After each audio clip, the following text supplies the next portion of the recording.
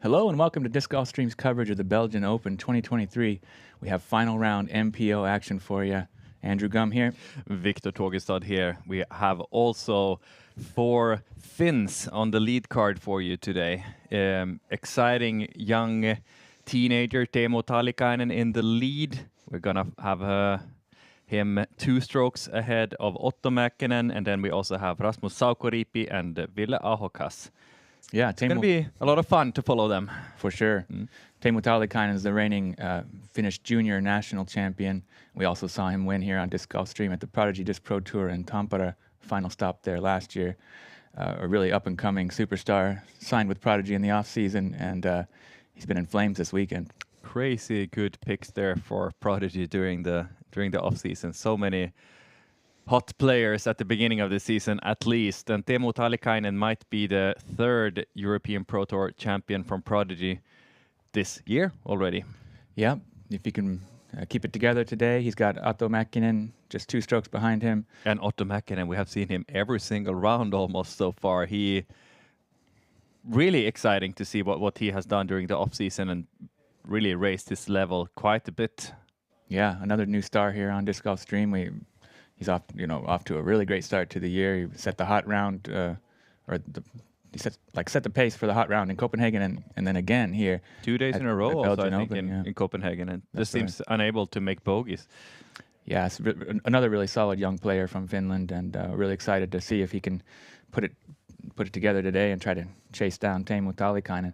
Teemu did something really special yesterday, though. He was really on fire. He wasn't able to close the deal there on hole 18, but he still finished with a 1069 rated round, and that was with that bogey in the end where he missed 2 putts. And he was not satisfied with that finish. He was clearly irritated about it in the interview afterwards. And I really liked what I saw and heard from him there, that mistakes are just not acceptable. Yeah, he holds himself to a very high standard. He knows what he's capable of, and he's got his sights set on the biggest win of his career here today at the second stop of the European Pro Tour, Belgian Open. We're at the beautiful Bourdon Park in Braine-l'Alleud. It's just 20 kilometers or 12 miles south of the capital city of Brussels.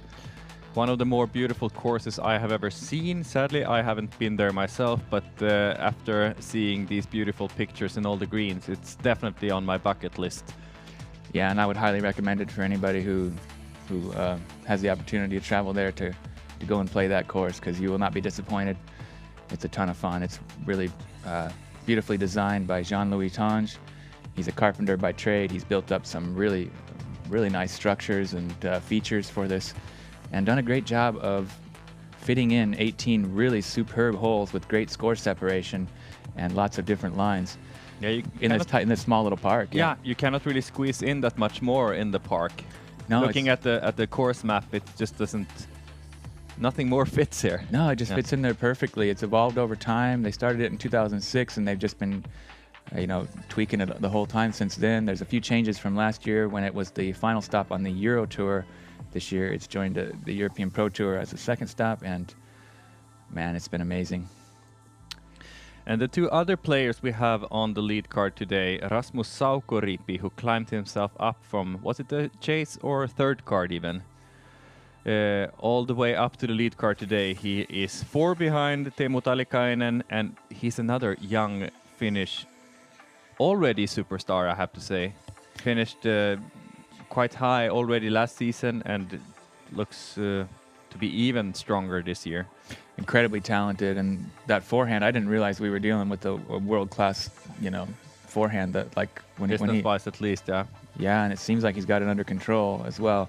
He did miss 2 really short putts there at the end of his round yesterday, or he would be, even closer up. He'd probably be in that tie for second, right? But he still shot a really hot round. Was he 9 down, I think? Yeah, it looked really good, and he's one of the players that I have been looking forward to the most this season, to really follow and see what can happen to him. And so far, he hasn't left me disappointed at all. Oh, he's got a ton of potential, and he's already doing pretty amazing things here.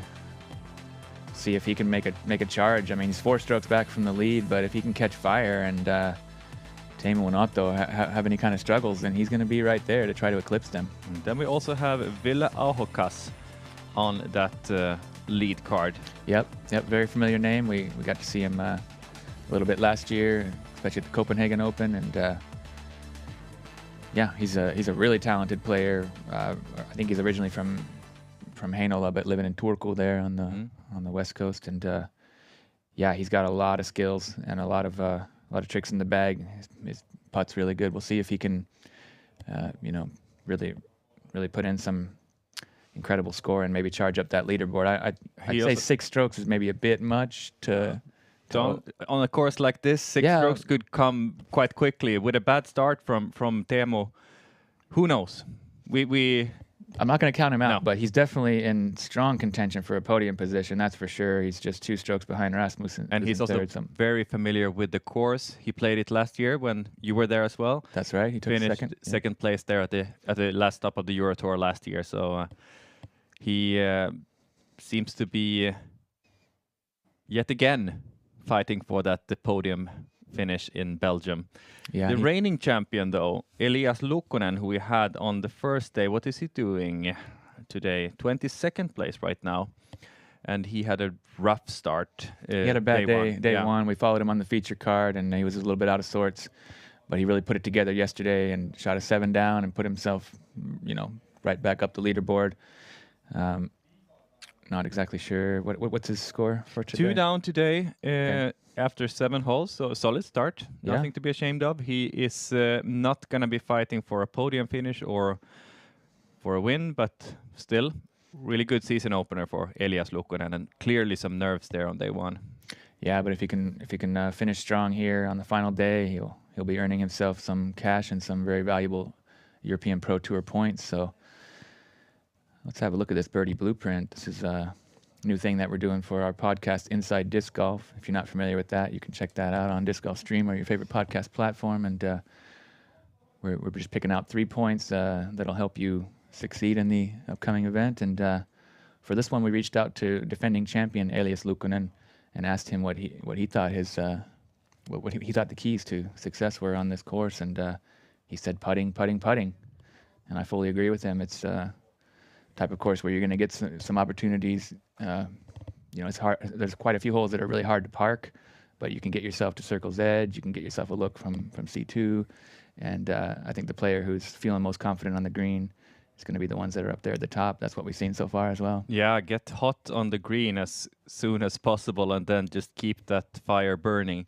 That is going to take you a long way because, it's not the longest course. As you said, you can easily, or not easily, but in many cases you can reach the green that maybe not able to park as easily. So can't afford any mistakes on the putting green. Yeah, and our second point is to disc down. We're going to tell you there is a lot of really tight tunnel shots. There's a lot of thick woods. And when there's not, there's a lot of OB lines that you have to contend with. So you really want to focus on control over distance here and be sure to hit those gaps and stay in the landing zones and on the fairway. And especially with the kind of power all these 4 players has. You don't need to throw your fastest disc to reach a good landing spot or the basket. Yep. And when we say disc down, we mean to take a slower speed disc with a more blunt edge, and that'll provide you with maybe a little less distance, but quite a bit more control. Hopefully. Yeah. You're able to hit your lines well, and at least throw what you're most comfortable with. That is the most important thing, and that goes well together with our third point there. Follow your game plan. That's right. Yeah, you just want to stick to your game plan. You want to know what's the highest percentage shot that you got and what you're comfortable with, like you said, and then stick to that and execute. Who will be able to follow those 3 tips today? I think Teemu Talikainen did that to perfection yesterday, and can he do it yet again? It was a very impressive display of his skills and mental game as well. He seemed really, just focused. He had one little mistake, I think, was it on hole 12 or something, where he kind of just had one of his very, I guess, only mistakes really of the round, it seemed like, and it wasn't even a big one, but he you could tell that it really kind of clicked something in his head and motivated him. I guess it was 11. Yeah, it was 11. He missed a circle 2 putt on 11, and then on 12 he just piped the gap. Sorry. Europe. Here he is. Yep. Let's hear it for Teemu Talikainen. Yeah, that's it. Without further ado, we're underway here. Teemu Talikainen, the local here from Helsinki. And he has been so good with this distortion. Yep. Yeah, that's a very popular collaboration between Kevin Jones and Prodigy. Slower, overstable approach disc.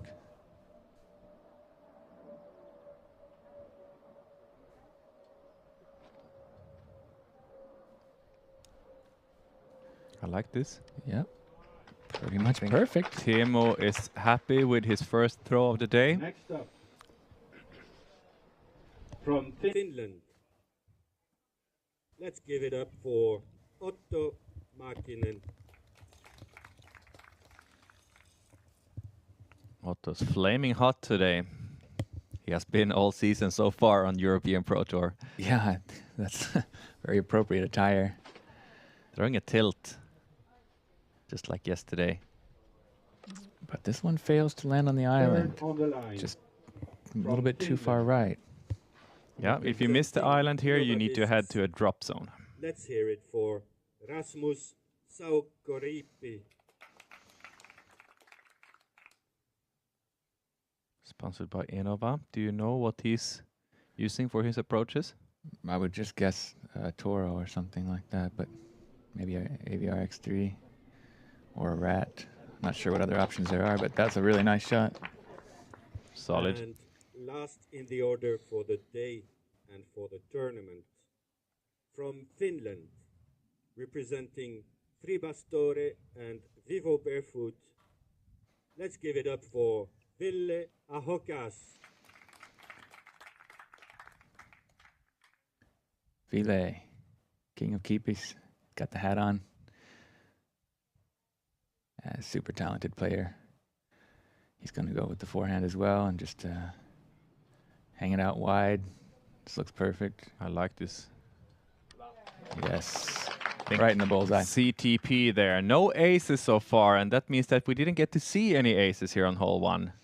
And if you would have gotten that, you would have gotten yourself a Suzuka cart. Now we get to see the course close-up instead. Yeah, Bourdon Park in Braine-l'Alleud, Belgium. The #1 course, established in 2006 and rated very highly on UDisc. Lots of different nationalities represented here again this year at the Belgian Open. Mm-hmm. It's a par 62, 2,300 plus meters. Really great mix of wooded holes and open, and a lot of really nice structures built on the greens, particularly, and with the Mandos.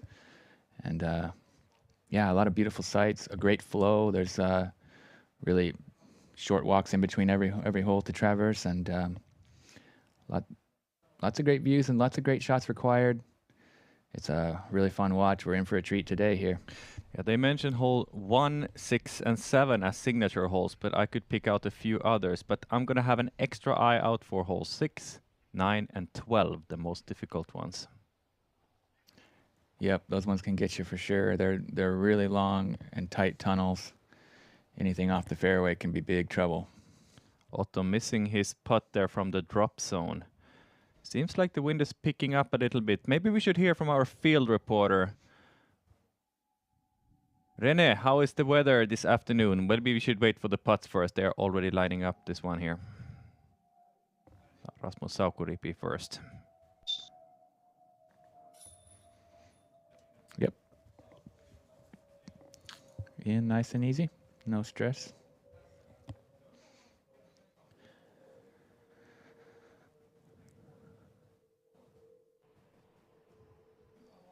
Otto trying to clean up his bogey. No problem. Really a birdie or bogey hole.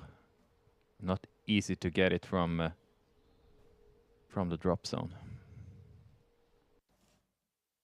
That's right. It's averaging 2.84 today with 54% birdies and 35% bogey or worse. So players starting to get it dialed in here. Final day. They've had a couple looks at it already. It's the 15th most difficult. So that's the 4th easiest. And Yeah, here we are with Christian Quoksa on hole 3.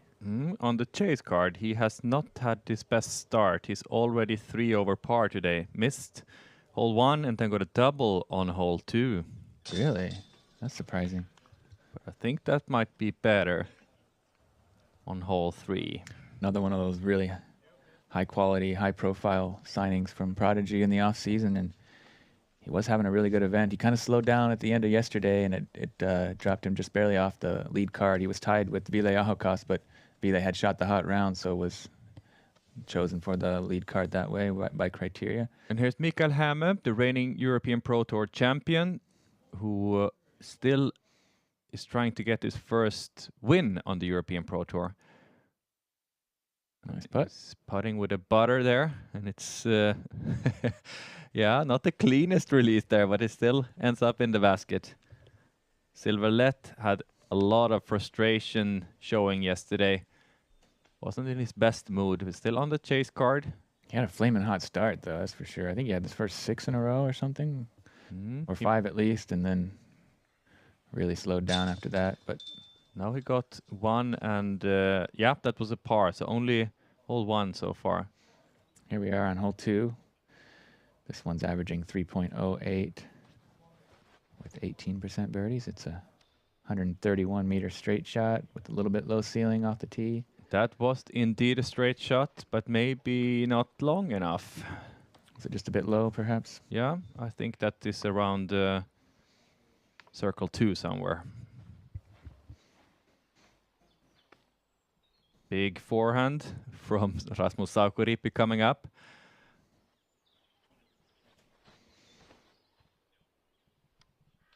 Whoa. It's gonna leak out right. So much speed on those forehands, and that's going to be potentially okay if it can hit something and come down. But if it punches through, he could be in trouble. There is OB separating this and hole 5, or 4, should I say? Sorry. Still not sure if it was out of bounds or not. René, our guy on the course, did you see if Rasmus Saukoriipi ended up out of bounds? Well, I think he's safe, but the spotter is unable to locate it, even though I'm trying to direct him.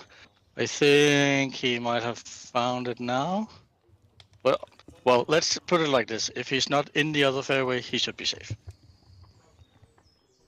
Still don't know what I should think about that. Yeah, if he's in bounds, then he should get a green flag. But yeah, René, let's hear, how is the weather today? Do we face any winds? Seems like shorts and t-shirts is the way to go today. Oh, first a little update. The spotter says that maybe the disc is only like 2 or 3 centimeters in. Back to the weather. The sun is shining. It's in the 20s, but the humidity is super high right now. So any wind we have is welcome, actually, just to get us cool off a little bit. Interesting. We have seen a couple players kind of, focusing a little bit on their grip. Maybe we saw Mika after that putt kind of feeling like maybe his fingers were a little sticky. That could be explained by the humidity for sure. Could be an issue, potentially. Need you to get your whale sacks out. Not an issue for Otto Mäkinen. I like this. I think this is going to be parked. Absolutely. That was a laser beam and just snuck it in there on the right side. Such a nice shape to that. Just straight as an arrow. Perfect amount of turn and then fading right into the basket. And here we get to follow this flight way, the line that Otto Mäkinen just took. And we get to see the beautiful hole to one of the more open ones. Open field and a little bit OB around the fairway, but it's wide enough not to worry about it. And then the basket is right here under the branches. Yep. It's a beauty. Not an easy birdie, though. That shot from Otto Mäkinen was really a beauty. Sure was. We have 2 park jobs so far. Those are shots that end up within the 3-meter ring around the basket. And those are the Danish player Oliver Hansen and Lucian Dutzi, which I know nothing about. I'll have to have a look where he's from real quick. He's from Vienna, Austria. So congrats on those park jobs. And we might have one more. We'll have a look when we get up here. Should be quite close, at least. If not inside the bullseye circle, definitely inside circle 1. Absolutely. Demo, how far? I said circle 2 somewhere, and it seems to be circle 2's edge. Maybe around 20 meters. Teemu's putting was so good yesterday. This is not out of his range by any means. Let's see if he's able to connect here, and if he does, that's a huge statement. Oh, No, that one sails past. Not the best attempt. No, didn't come out so straight. A little way too far right, but another one with great putting, Ville Ahokas. He has a magical spin putt. Just yeah, it's so direct and beauty to watch. This is also in his range. He looks like he might be lining up a jumper. Put some nice spin on it.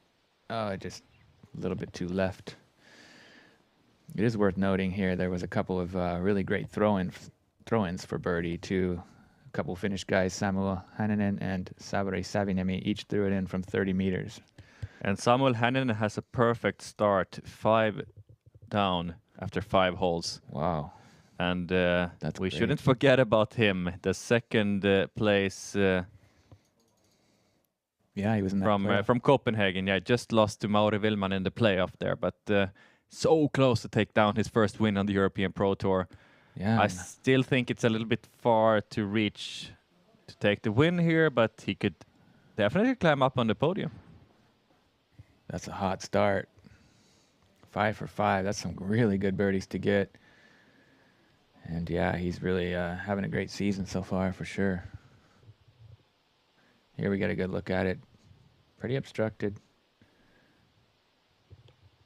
Let's see if he can will this one in. Not a bad bid. Not at all. Otto just outside the bullseye. Yeah, 4 meters from the basket to repair his mistake on hole 1. And he's back at even par. Nice.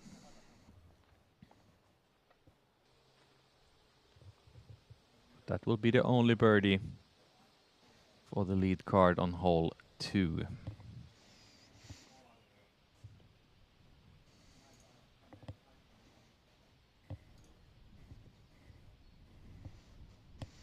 Teemu for a shorter comeback putt here. And his putt still looks great. Yep. And for the easy par.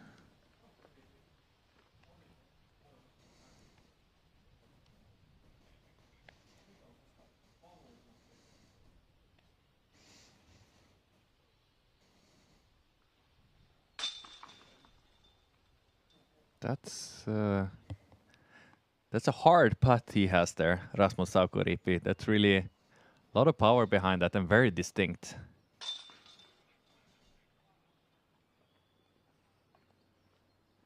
Yep, yeah, super deliberate with his stroke there. Not sure if he needs that much power from that distance, but whatever he's comfortable with. If he hits in the dead center there on these baskets, it's going to catch really well. So for sure.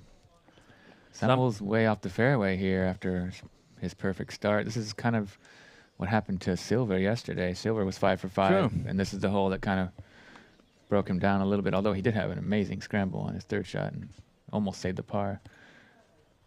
Or if he did save the par, perhaps. Yeah, he saved the par. He saved that. Was amazing par save, wasn't it? But then, yeah, things really slowed down for him later on. Let's see if Samuel can have a great recovery shot, but that is not a good recovery shot at all. That's back to the left. Speed bump there for Samuel Hänninen after his perfect 5 for 5. Yeah, it's definitely a hole that can derail your round, and I'm not going to say it's derailing his round, but it's definitely going to slow his pace. Tommy Tikko also on that card playing really well, 4 down through 5. Really? Yeah. Excellent. Hot start for the hype man. Here's Silver on hole 5. Textbook forehand drive. Right up there into the sweet spot. Perfection. And Silver is 2 down through 4. Solid start for him. Not as good as yesterday, but it's more about if you can keep it together at the second part of the course, it feels. Yeah, play more of a complete round, keep it together there to the very end. Incredibly talented player from Estonia. Mikael Hammer with a new bag for this season, joined Team Clash Discs, and pushing pretty straight. It is safe, but I don't think that's so bad though. I think not he's bad. gonna have a quite good look. I don't think he got too much. It's not gonna be pinched off, I think. No, Yeah. no, but the gap is pretty small and tight, and to have to work angles in there can be pretty tricky. But yeah, he will have an opportunity with a hyzer. Mauri Wielman, our champion from Copenhagen, smashing a forehand up around the corner, a little bit too inside. Did it get knocked down, or was that just leaves? That's out of bounds. Oh no. It was a red flag at least, so I can Yeah. only imagine it must have ended up too much to the right side. Yeah, there is some OB there on the inside as well. I believe that's just for speed of play, just to keep people from having to scramble from out from that really thick rough in there. He raised the green flag long before it landed. That was safe obvious. all the way. Yeah. Right from the hand. Back on the tee with our lead card, hole 3. Really beautiful par 3, 106 meter straight shot over the creek through this nice little frame of trees, and then it really tapers up. This is not good from Rasmus Saukoriipi. A lot of distance, but I think that might leak out of bounds. Most likely, if he hits something, he might be safe, but he's way out of position either way. But it's most likely a penalty stroke. We'll have to wait and see. Ville Ahokas with a fairway driver. Yeah, I think so. It's got a really nice shape. Maybe it's hyzering a bit, but it's long and safe though. It was almost an ace run. Yeah, he was definitely going for it. Yeah. And what about his lie there, René? Did you see where he ended up? I think I saw you right there next to it. He was going for some spectators who were hiding in the bushes behind the basket, but he is safe. Not in a good position, but safe. Here's Otto Mäkinen. replay. Otto Mäkinen, yeah, he puts it in the bullseye. What a That was clean. It was way to repair that bogey on hole 1 with 2 perfect drives. Yeah. Teemu Talikainen, the leader. What is he throwing? He was throwing an M1 here yesterday, if I remember correctly. Not too sure, but that's really good. Right up there near the bullseye. He should be able to straddle out and make good for his birdie. Hole 3 averaging at 3.06 with really perfect score separation. 34% birdies, 36% par, and 31% OB or worse. So really a dream hole. I love that one. The hole was actually aced yesterday, which must have been quite a sight. No video, unfortunately. But Slight grip lock there from Christian Kuoksa. He was lined up so perfectly with the gap there. Yeah, I was just about to say that you cannot find a better spot than Christian did. Yeah. Maybe with a roller or something, but yeah, I really liked that one. Too bad that he couldn't hit the gap. And he is not looking that solid today, at least when you look at his scorecard. Lots of different colors. Rasmus for birdie. So he was then not out of bounds. It punched out somehow. Yeah, lucky to get a good kick back to the fairway. He's even got a look here. This is where Silver made a putt from yesterday. Oh, weird reaction off the rim, and okay, it curled up all right, so he's not too far back in there, but you can be obstructed back in there too. One of the most beautiful greens, I feel like. One of the most beautiful holes, in my opinion. They got the basket perched up nicely on this stump, and really just beautiful green backdrop there. Speaking of green, that's the only color I'm seeing right now, and then something moving behind the big green leaves in there. I think it might be Ville Ahokas, but it's hard to see. It is Ville. He's a native Finn, so he's comfortable in the thick woods. And oh yes, he shows it there with a highlight putt. I don't know how he found a window through all that. What an amazing highlight for Ville Ahokas.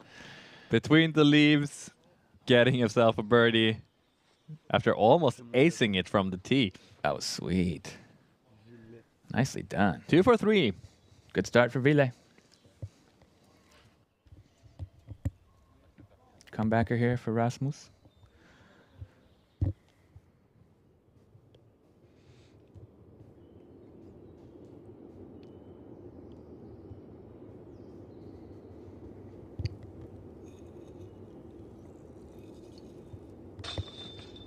Straight in the heart. Par for him. Yeah, no doubt about that one. And then the leader, Teemu Talikainen next up, right? Yes, here he is, right outside the bullseye, but from a slightly uncomfortable stance. He's probably way more flexible than I am, though. Yeah, he's only 5 meters, and his putting's been so good. I don't think we're going to have any troubles here. Very focused and nice execution. It feels so strange not to be nervous about his mental game. You know that he's gonna be solid all the way through. The way what he showed in Tampere really showed what kind of player he is and how focused. Oh, and almost bouncing out there from Otto Mäkinen, another birdie from him. But yeah, Teemu Talikainen, I'm so impressed of the way he's handling the pressure. Check out this replay from Ville. He looks like from here like there's nothing, but he finds a perfect window, and he just smashes it right in the heart of the chains. Some great spin on that. Great game from the lead card. Only one bogey from Otto Mäkinen on hole 1, but he repaired it. Yeah. Really good there with 2 birdies after that. Samuel Hänninen here on hole 6. How is it going for him? This is for a triple bogey. Oh no. Meltdown on hole 6. Gets it in, but we said it already, it's one of the more difficult holes. You need to handle this one and a few other tight gaps if you want to succeed. Oh, you hate to see it though after a start like that, you know. Don't think what could have been. Lukas Rokkanen also slightly slower start at par after 5 holes. Milo Hongisto, 6 through 8. Climbing. Super young fella from Turku. Broke onto the scene last year, late. Lukas, solid putt there. Takes him to 1 under for the round and right now at 12th place. And we are back with the lead card on hole 4 with Otto Mäkinen's big forehand. Whoa, that went long. I think he's safe. Yeah, it's inside the circle. That should be just fine. Yeah, great line. A lot of power. You rarely see people go past the basket on this one, but these guys have these guys have the super ability. power.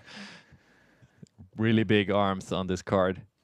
Yeah, it's 97 meters, but it is quite far uphill, so it does take a little bit more power than you would expect. There is some pretty rough, especially on the left side. You really can't go in there and expect to get up and down even. But look at the nice move Teemu puts on this one. Right there. Excellent shot. Teemu is looking so good. Yep. Just like he did yesterday. Yeah, for sure. He didn't have his best weekend in Copenhagen, and we were a little bit wondering. Yeah, we were slightly worried about. Yeah, or maybe not worried, but surprised. Yeah. But this is the Teemu Talikainen that we expected to see this season. Ville Ahokas leaking left. That's OB. That is out of bounds. Can Rene confirm it? Yes, he flew all the way out of bounds. No doubt about it. Okay, so he's going to have a circle's edge putt for par there after the penalty stroke. Still a chance for a highlight putt at least. Rasmus smashing a forehand, disking down. Looks like good. Can just stop there. Yep. Right in time, and he is just around circle's edge. There's Lukas Rokkanen. Trying to flex a forehand, but it's way too inside. Hits a tree and he'll have to settle for a par, most likely. Tomi Tikko here has put in a lot of work during the off season, also doing some really good results at the beginning of this season. He's already up to 7th place. Might see a top 10 finish from him. Well, that'd be great. Yeah, I think few players are working as hard as him to improve their game. Let's see if he can get this forehand up there.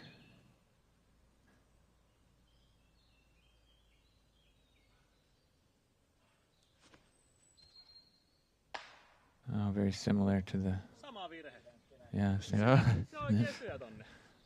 Same. Same as Lucas. Not great. But yeah, so hole 4 back there where our lead card is at is averaging 2.93 today. Oni Arminen here. Also low, but skips the other. Gets through up into Yeah. circle, like deep circle 2. He can give it a run. It's got a nice backdrop there, a backstop, so he doesn't have to worry about. Let's see how that triple bogey affects Samuel Hänninen. Probably not too much. That's not going to get through though. That's right on those 2 trees in the middle. Knocked down, so most likely not a birdie there. Here's a chance for Ville to save that par.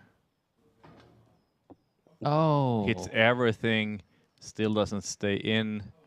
Super close, but he's going to have to take a bogey there. Yeah, first one today. Let's hope that it stays with 1. Otto Mäkinen also with a long look here, but this is for birdie. And also not able to get it.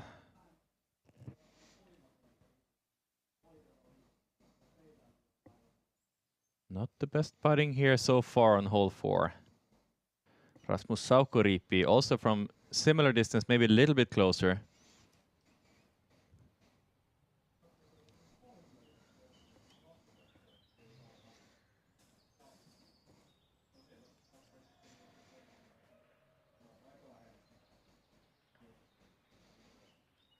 No. Wow. And Quite a surprise there. and they just wasn't even close, really. They just give Teemu Talikainen a chance now to widen the gap even more. But that's some surprisingly bad putting from 3 of the players. Of course, Ville Ahokas was very, very close. That was good looking. And then 2 air balls, like not hitting anything. You think that's the nerves kicking in, or what? How do you explain that? Might be. They feel that they need to be aggressive and really go for it to catch Teemu Talikainen, who's not showing any sign of weakness. And look at this. Rasmus going out of bounds even. Oh, it went out of bounds. No. After being inside the circle for birdie, and now he's going to have this for the bogey. He can't afford mistakes like that. Well, that's a bad one. That's very costly. He cannot afford mistakes like this if he wants to catch Teemu Talikainen. And he airballs it again, almost going out of bounds. He's right back where he was. Now I think definitely we are seeing some nerves from Rasmus Saukoriipi. He's also kind of trying to feel his hand.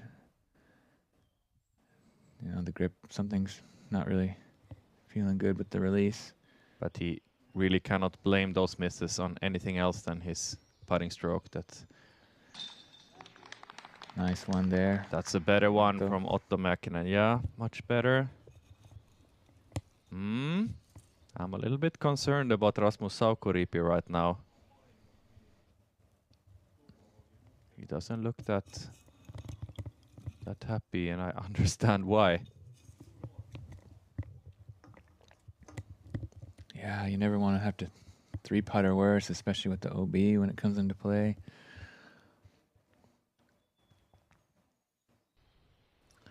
Now he still has to make a pretty big putt here just to save his double bogey. Let's hope that this... No. That's off the band. And This is disaster. This is just... this is not the hole you usually see these kind of big numbers on, so... This is just so surprising to see from Rasmus Saukoriipi so early in the round. And how can he come back from this on one of the easier holes? That's what I'm saying. On one of the easier holes. He was putting having for a- triple bogey now. Yeah, he was having a decent start, and that's gonna really knock him way down the charts. And he feels that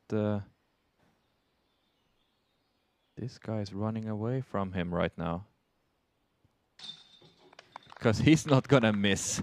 He's just gonna slam putt after putt after putt. That's what it seems like. He's really been getting it done. Yeah, some drama here on the lead card, definitely. And we saw some drama also from Samuel Hänninen, also collecting a triple bogey on hole 6. Villa Ahokas, single bogey there. And then a par from Otto Mäkinen. Silverlet on hole 6.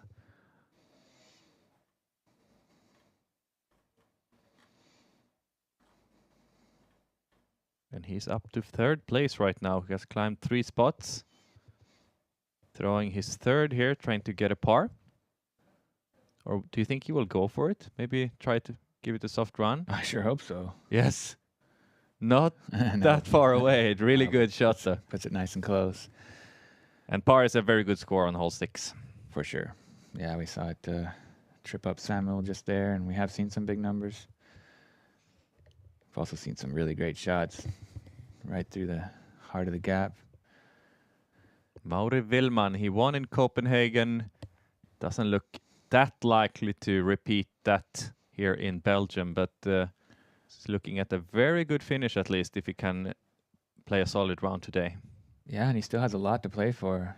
You know, he's trying to get himself a nice paycheck and also very valuable European Pro Tour points. He could still be in the lead. That's what I'm saying. If he can just get himself up, you know, in the top 10, he'll get a pretty good amount of points for that. And with that win from Copenhagen, it's gonna really go a long way to potentially earning a big bonus payout at the end of the season. That disc also traveled a long way. I thought it was a little bit low from Teemu Talikainen, but it was just perfect. And he's gonna have a heiser approach to the basket on hole 5. This is a higher line. Looks good though. I like it. It's way up there. Right. And lined up straight too. Nice. He's gonna stare down the basket and see how close he can get from that position.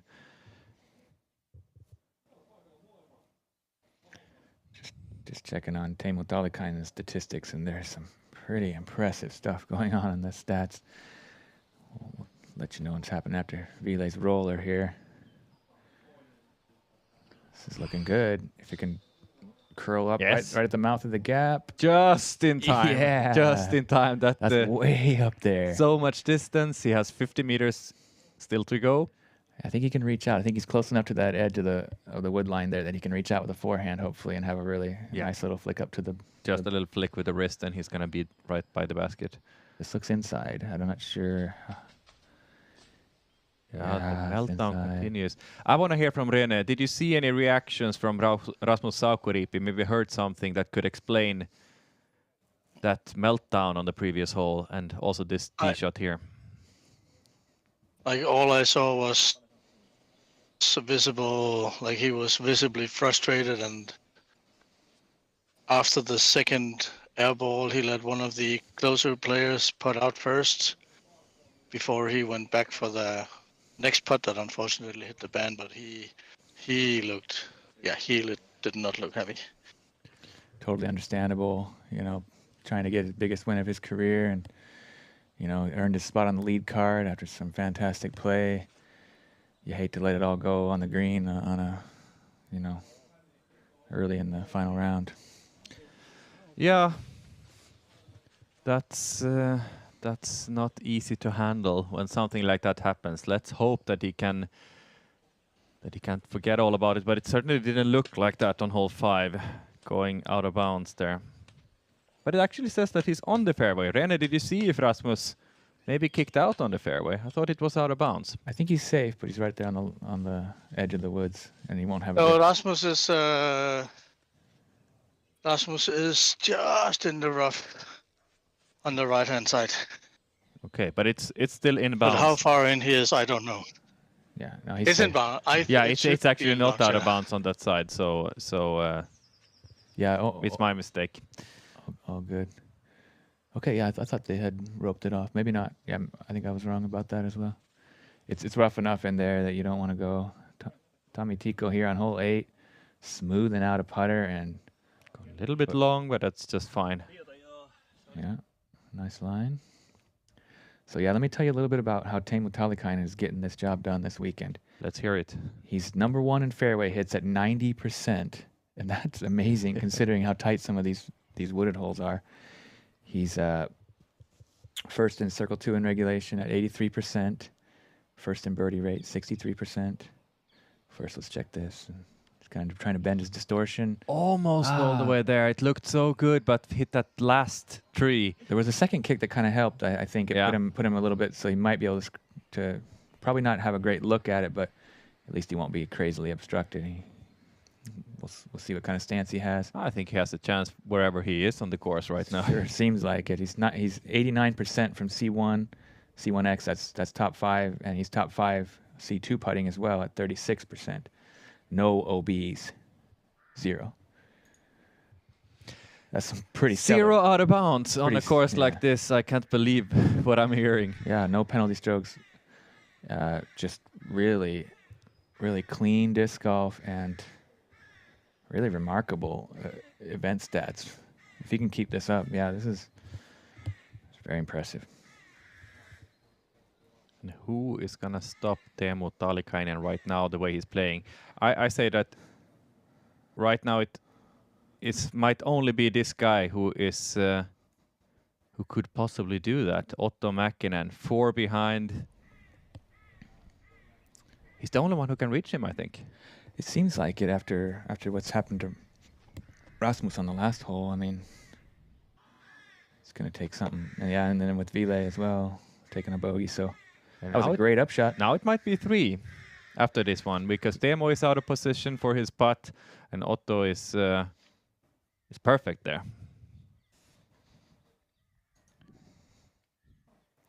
It's still going to be exciting, but Teemu is looking incredibly good. And after hearing those stats that you just told me, then I feel even more safe about Teemu Talikainen. Yeah, he is absolutely on fire this weekend. Looking all set to take the biggest win of his career. Here we see Ville. He's a little bit more pinched than we thought, but he's definitely going to be able to make it work. Yeah, I'm not worried about this. Nice touch on that upshot. Beautiful. Yeah. Just long, 5 meters, should be a birdie. Yeah, I can tell you that the UDisc win probability percentage is giving Teemu Talikainen an 86% chance to take down this victory now. That's maybe a little bit more than I would give him, but I would definitely give him around 75 or something like that. But yeah, he just looks unstoppable. Yeah, the way he's playing, we know though that it can go fast. Yeah. Get a few bad kicks, but he doesn't seem to know what out of bounds is. So. Yeah, and I don't see him as the type of player to really like take himself out of it. Like I think he's such a focused professional, and he wants it so much that and he's so solid mentally. He kind of knows what his game is and what his strengths are, and I think he just kind of finds that flow. And I don't really feel like he's the type of player that's going to throw it all away. I'm not worried.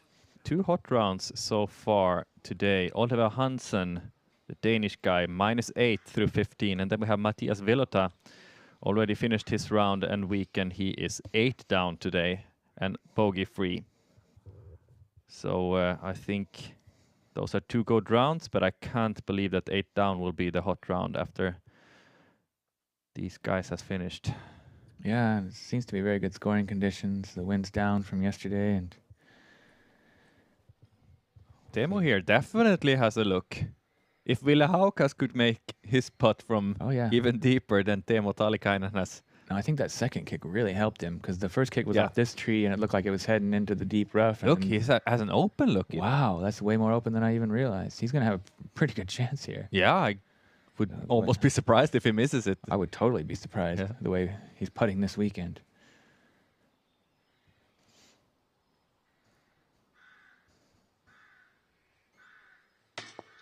Just short. Yeah, nothing to be worried about.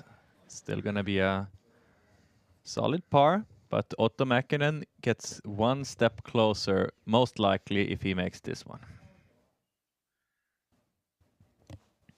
Yeah, this hole averaging 4.2 on the day. 24% getting the birdie. Might be 25% after this stroke. Nice one.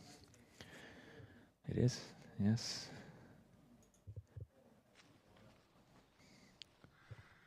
Ville Ahokas with a birdie look there would take him to 2 down for the round.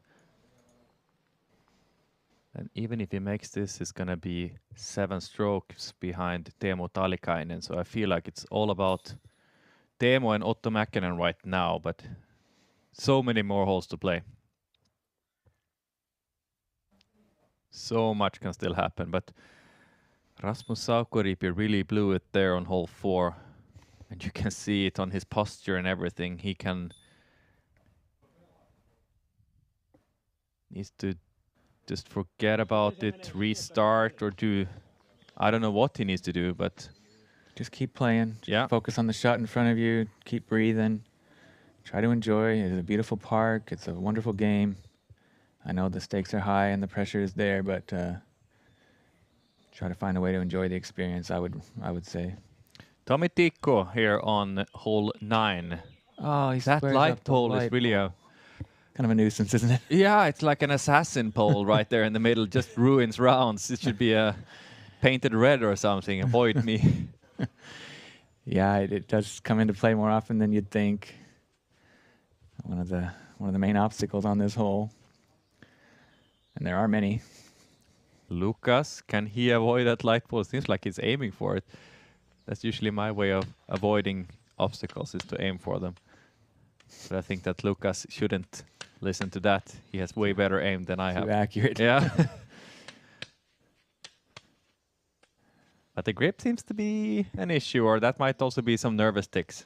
Yeah, Who knows? That would make sense if the humidity's up, like Renee had said. It does cause some sticky fingers as well as the nerves. This is clean though. This is so good. Yeah, that's pushing up forward. And I think it's far enough up that it doesn't go too much right there, so it's probably going to be on the fairway. Yeah, it's a great drive. Silverlet. Check out this guy's flick. Oh, kiss off the tree. Up there into circle 1 for a birdie look. Snaked himself all the way up, and let's see if he can make the putt also. No. Ah, bummer. It's tricky uphill putt there. Unable to get it to drop. And he can laugh about it. That's not what we saw from him yesterday. He's having a good day still, though. Yeah. Three down. Would have been nice to get that one for 4, but still finish on the podium. Uh-oh, that's a real bad shank. There is some OB over there, too, if you're not really careful. I mean, it's hard to make it. Rene, did you see where Otto ended up? Is it inbounds? Sadly, no. Out, huh? But the spotter team here says that it might be safe.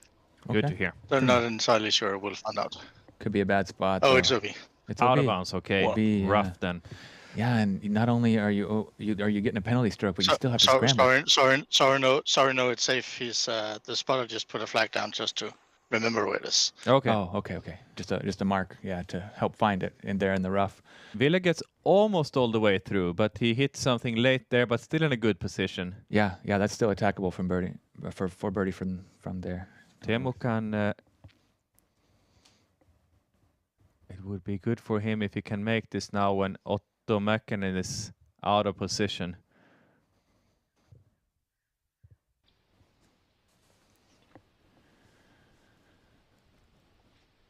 I have a good feeling.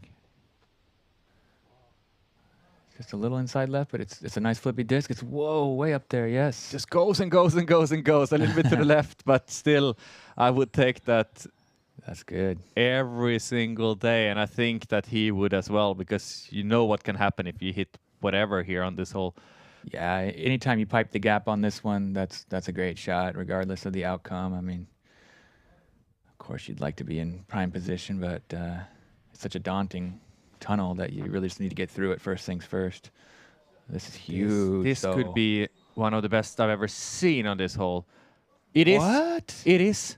How is that possible? He got himself so far up there. I can't believe my eyes. It was almost 150 meters up through the gap. I think it isn't. I think it's in circle 2. Yeah, I think so too. That's wild, man. that's completely crazy. That guy has such a smashing forehand. Like, I think I can't believe my eyes. that is definitely world class. Here we're getting a drone flyover, and he just broke the hole. He doesn't understand how difficult it is, and he's gonna have a circle. He's right Yeah. there on the right in circle 2. I mean, it might not be an open look for Eagle, but still, yeah. You see how tight it is. 165 meters, only a few meters tight gap there at the first half, and then opens up just a little bit. But you need that room to fade out, and they are laughing about how good that was. Yeah, I think the whole pool is geeking out about it because it was so amazing. I mean, nobody's seen anything like that on this hole. But any big reactions on the gallery after that shot from Rasmus Saukoriipi?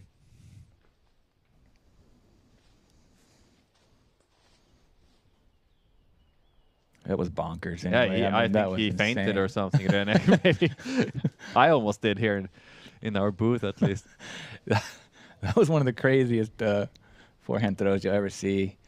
Mäkinen from out of bounds, trying to find his way. Oh, and that's out of bounds for sure. That is going to be out of bounds again, and this is looking like Rasmus's pole 4 almost. This is going to be a huge number. He hasn't even gotten himself a third of the way up, and he has been out of bounds twice already.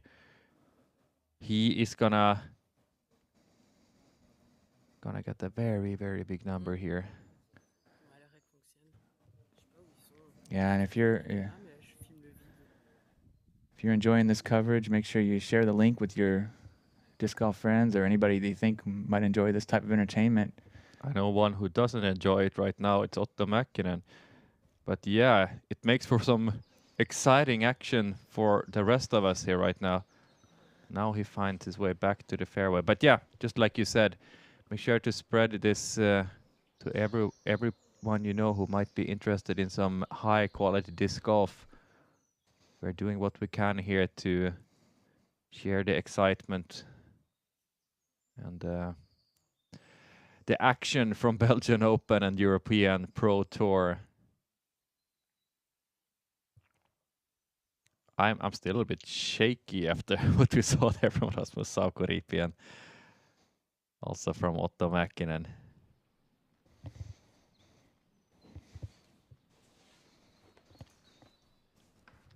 Oh, Ville almost beat that tree, and now he's in big trouble, though. That kicked hard left, and just shows how difficult this hole is. We have been spoiled with some extremely good shots, not only from Rasmus Saukoriipi, but from many other players that we have followed this whole weekend. But this is gonna be difficult now for Ville Ahokas from that left side. Yeah, let me give you some stats about this hole here. It's the second most difficult one on the course, averaging at 4.75. We have 11% of the field able to get the birdie today. 3% parked for birdie. We'll go ahead and shout them out. Christian Kuoksa, Miro Ruhanen, and Oliver Hansen, all able to get it parked for birdie. Ville Ahokas yet again in the deep jungle. This time not putting for it, but just trying to get out and back on the fairway. And he's not as deep as I thought, though. No, but completely pinched off. Oh yeah, no, it's not a good place. But I mean, at least he has a swing. It's nice. That's true. That's not so often you get. Seriously, you can be in this rough and have absolutely no opportunity to do anything. And he gets creative. That's a good forehand roller. This is just so good from that spot. Yeah, he ended up back a little bit back in the rough, but he got so much good distance, and I think he's going to have a nice little window there to punch up towards the basket. He's going to have a par putt.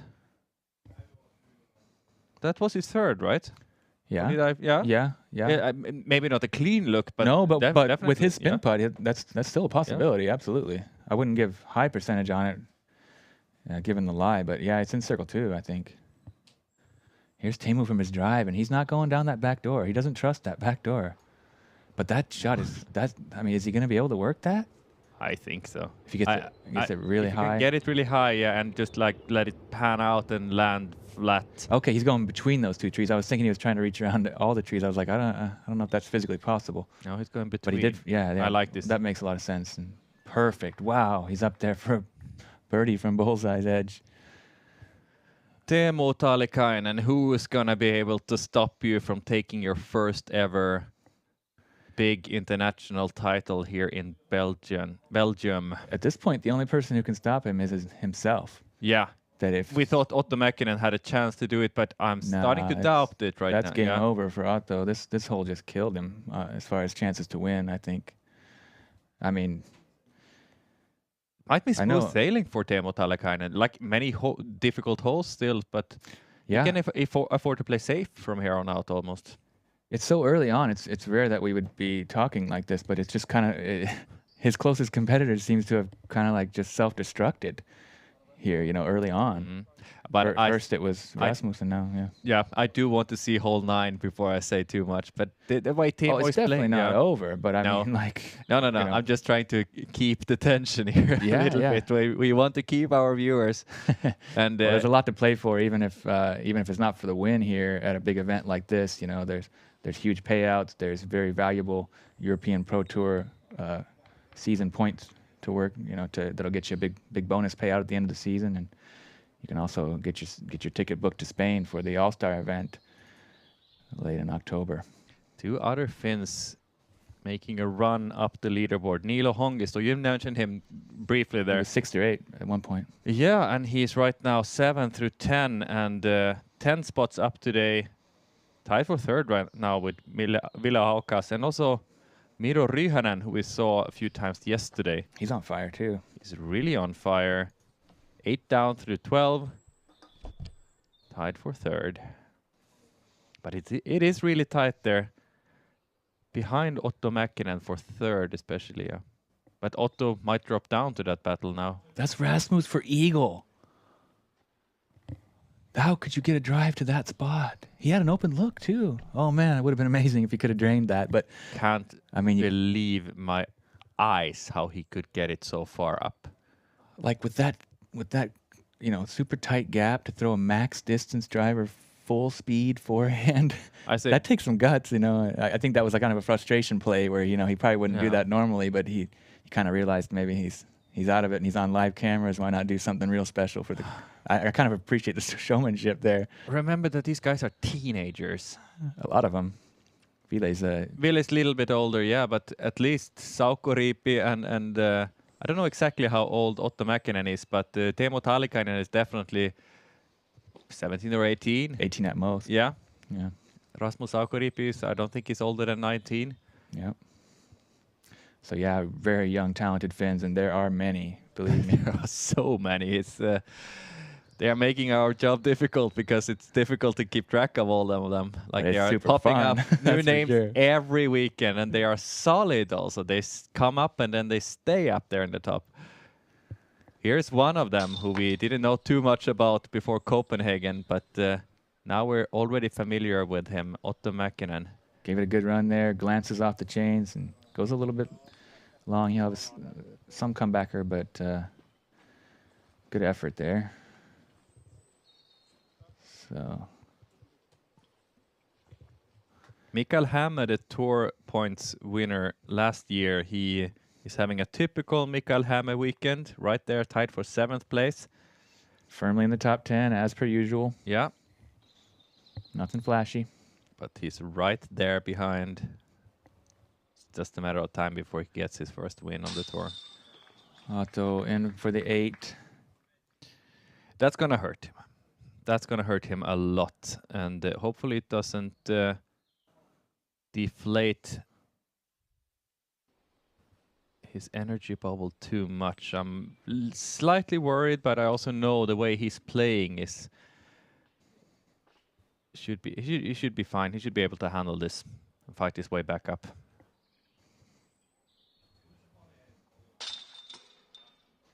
Teemu in for birdie. Mr. Perfect. Rasmus Sauko Riipi That is definitely not for a triple bogey. That's for a birdie, almost getting an eagle. And a nice bounce back now. He's back on track after that disaster on hole 4. This is not for birdie, though. No, that's for par. Yep. I think bogey, maybe. Bogey, even, yeah. Yeah. Somehow there's... Yeah, there's some confusion right now at this, with the scoring. Yeah, but I'm sure they'll get that sorted out. Here we are, moving on to hole 7. Really tight tunnel, low ceiling, and then you have to get past these guardian trees here in the middle. There's like a flex forehand line on the left side for the righty, and there's also a couple little gaps here, the widest one being on the right where the drone's flying right through here. And you got to try to make your way up to this beautifully manicured terraced green, built up beautifully by Jean-Louis Tange, the course designer and tournament director and a carpenter by trade.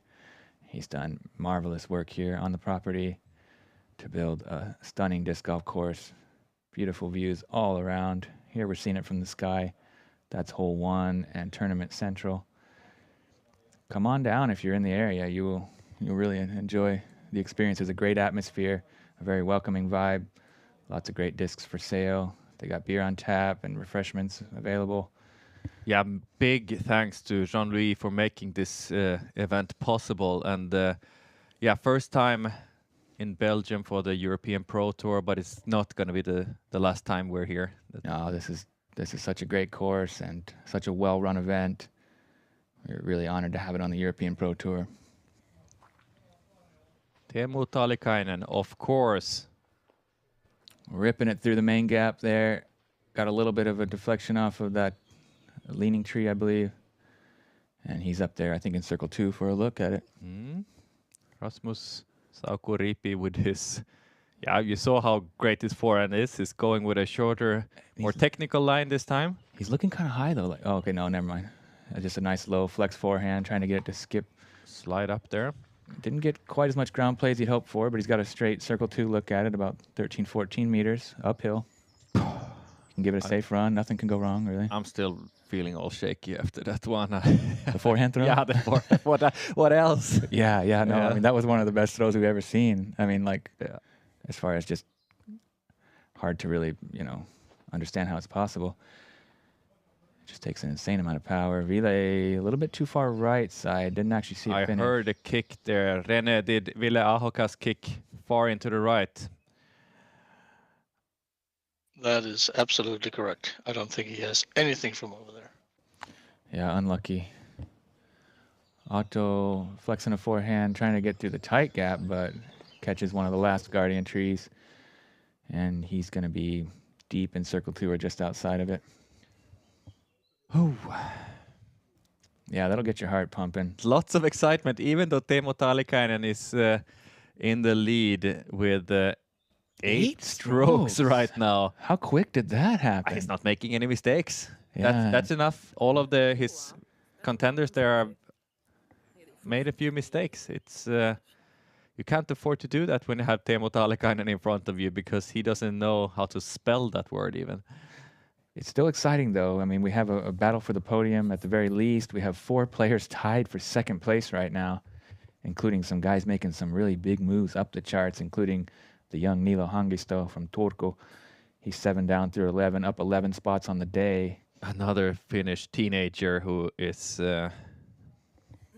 incredibly too talented. good to understand that he also has that kind of extreme power forehand. Yep. Easily. We saw it in Spain where he casually threw his forehand 160 meters, a little bit downhill and of course more open hole, but it looked like nothing. So yeah, he's got a cannon for an arm, absolutely.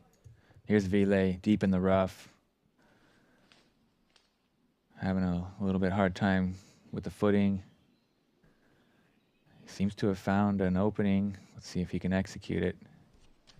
Wow, nicely done. Attacking the cameraman. Watch out. That disc is right there next to the camera guy. I hope he was wearing a helmet. We know what can happen. Yeah. That wasn't in any way dangerous or anything, but still. Well, it was a Firebird. You wouldn't want to get popped on the noggin with one of those, would you? That's right. But anyway, he's up there in circle 1 for a par save look at it. Otto with a long look, but that was more of a layup. But yeah, even if it's not that exciting in that way that it's tight score-wise, just watch Teemu Talikainen and the way he's handling this big lead, because that is exciting and impressive to see. That's the this has thing that really stands out for me. Absolutely, yeah. It's been a masterclass performance all weekend long, and there's nothing this young man can't win. Like, we're seeing, not just his skills, but how solid his mental game is, and how strong his will to win is. Yeah, he was so frustrated with that miss yesterday on hole 18. He seemed to have played an almost perfect round, got his first bogey on hole 18, and he was so frustrated during that interview just afterwards. But that tells me that this guy is really fired up for his disc golf career at that age, to have, that much drive and that much maturity and execution. I mean, he is a serious force to be reckoned with. Bright, young, shining superstar from Finland. That was rated 1069, his round yesterday, and if he would just have made one of those putts that he missed, it would have been, around 1080 maybe. Maybe even higher. That's quite good for a teenager. 17-year-old. Oh man. I'm a big Teemu Talikainen fan. So excited to see him displaying this incredible ability.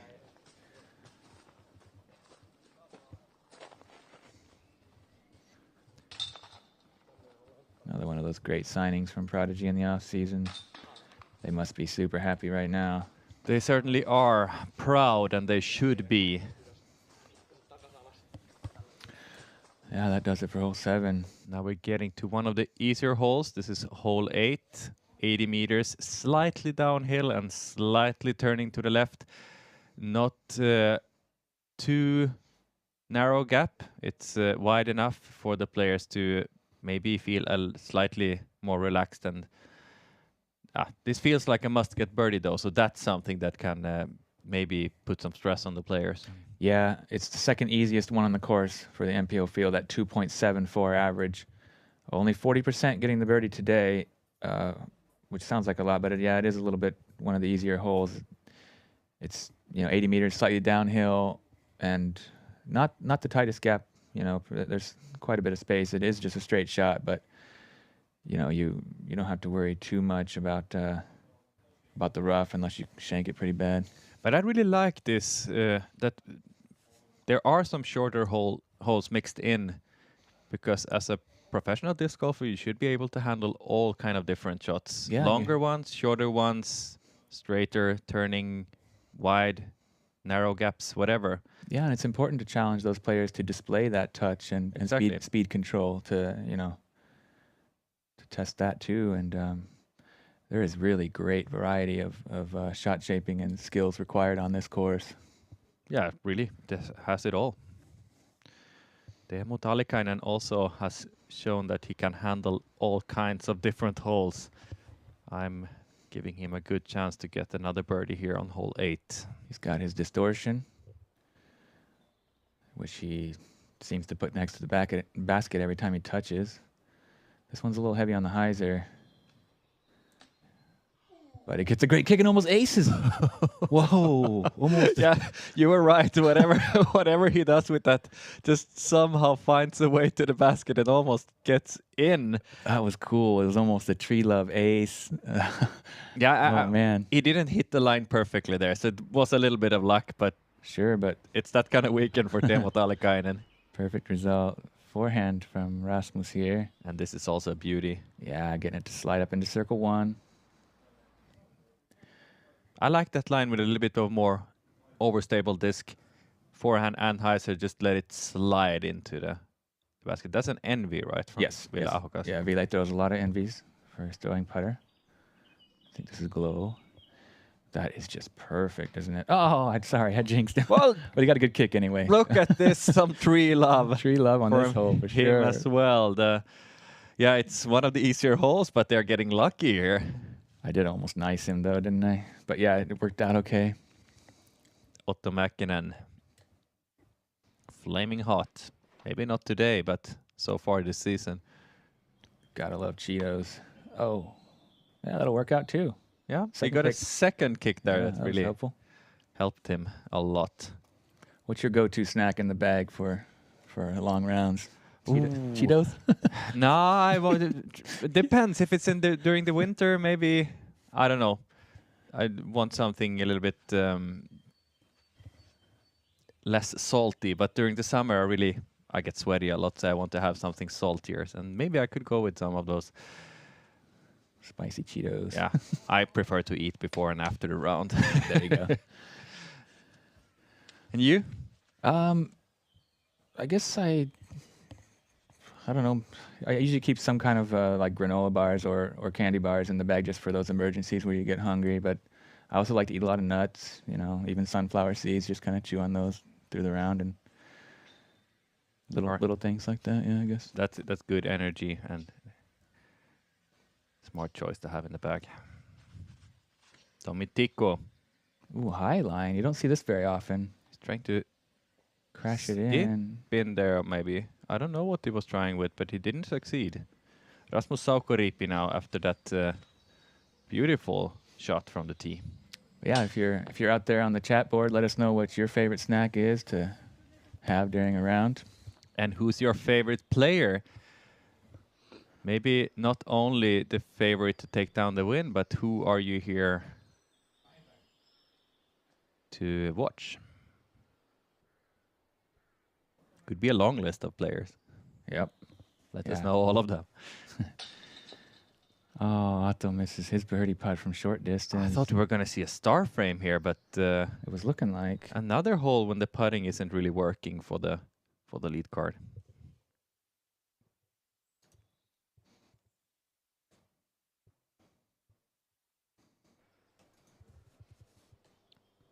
And Teemu Talikainen hasn't even putted yet. He's gonna be in an even bigger lead after this, I dare to say already. Otto with a par. And he's down to third now. Miro Ryhänen is up to second place, climbed 15 spots. Yeah, I don't know exactly who that is, but I know he's good. That's what I said. It's impossible to keep track of them.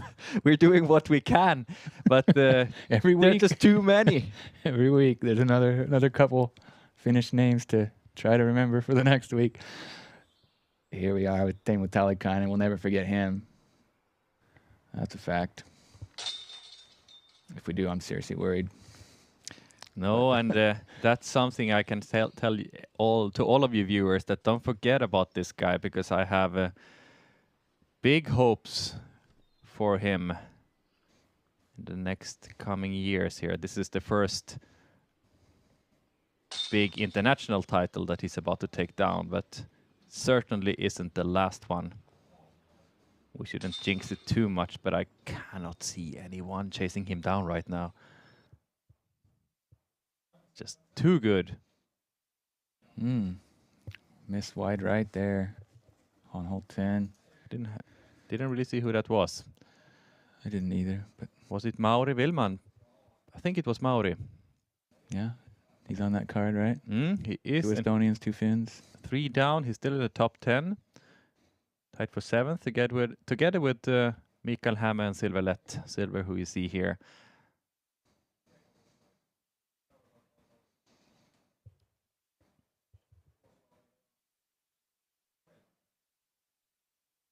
Nice one.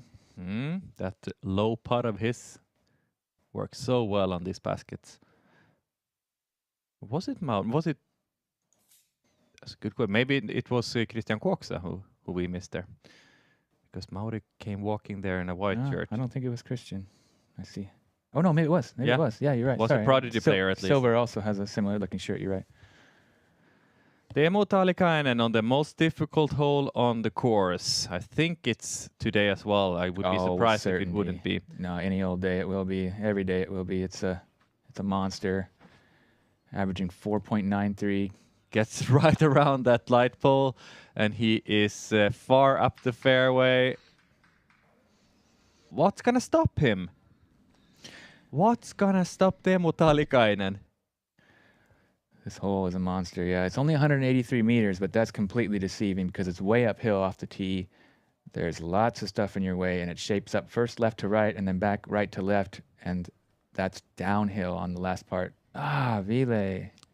Looks like an identical shot, but it's just that kind of day when Teemu Talikainen can't seem to hit anything else than fairways and baskets. Yeah, he's Ville, he's doing great. Different result. Will we see another bomb from Rasmus Saukoriipi? That's a smooth flick, but it gets knocked down by the overhanging branches. Yeah, this one averaging 4.93. Like I said, almost a full stroke over par. They were kind of unsure whether to call it a par 5 or a par 4. They went ahead and made it a very difficult par 4, one of the hardest you'll see. Otto, light pole. There you go. That's not the first time we see that light pole getting hit. Luckily held up. It's quite an obstruction. Otto is laughing about it. That actually hit the top part. Yeah, it could have broke the glass, but yeah, luckily maybe it's some kind of plexi, harder plastic. Sure. Here we get a flyover of it. It's hole 9. It's 183 meters, 600 feet on the dot. I mean, you got to navigate through all these trees on the fairway. Like the best drives that you'll see will end up somewhere up around here, and that's not, you know, even quite lined up to the next gap yet. So the shape is just super difficult. Here it turns back right to left and way downhill. Here you see, and also, yeah, with the, you know, low-hanging branches all the way, tight tunnel. And a super fast green. This is way more steep than it even looks. And yeah, really hard to get it to stick. You think that when you have come up there and you have a look at the basket, okay, now the worst part is over, but it's not. You don't have time to relax because you need to be extremely touchy with your upshot on this basket. Yeah, we have just one birdie on the day here. Leo Bonamy from France. Fantastic birdie. He got that from circle 2 with a 12-meter putt. The young Frenchman, how is it going for him? He is not the best Frenchman today. Felix Bain is slightly better, at least. 5 down today and tied for 20th place. Leo Bonamy at 36th place. And he has finished his round. Yeah, we have a total of 5 birdies on the whole event so far on this hole. It does really feel like an eagle. Yeah, but I have a feeling that we will have 6 after Teemu Talikainen has finished. It's possible. No, I shouldn't say too much. And all the players are very happy with a par on hole 9. Yeah, par's a great score on this one. I'm going to go ahead and shout out all the birdies for the whole event here just because I think it's such an achievement to get that, but I'll do it after this scramble shot from Otto. Or I can go ahead and just tell you that Otto actually birdied it first round. So he was the first one who got it. Yeah, so we'll get that out of the way. Off that tree, but pretty good.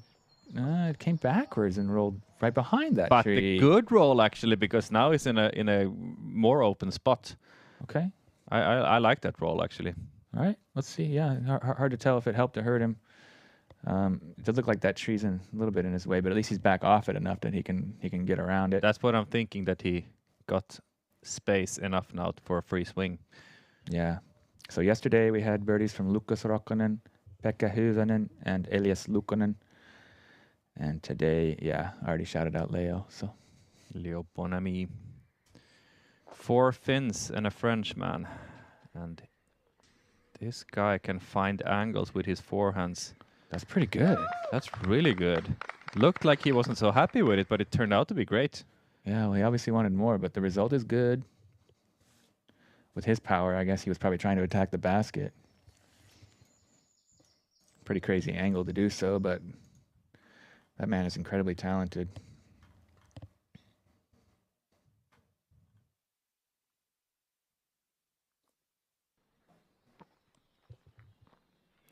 Otto, yeah, I think this is actually a very good spot to be in, right there on the path.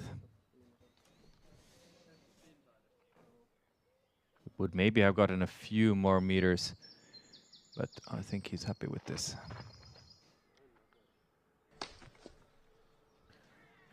Hits a tree there, or it might have been pretty good.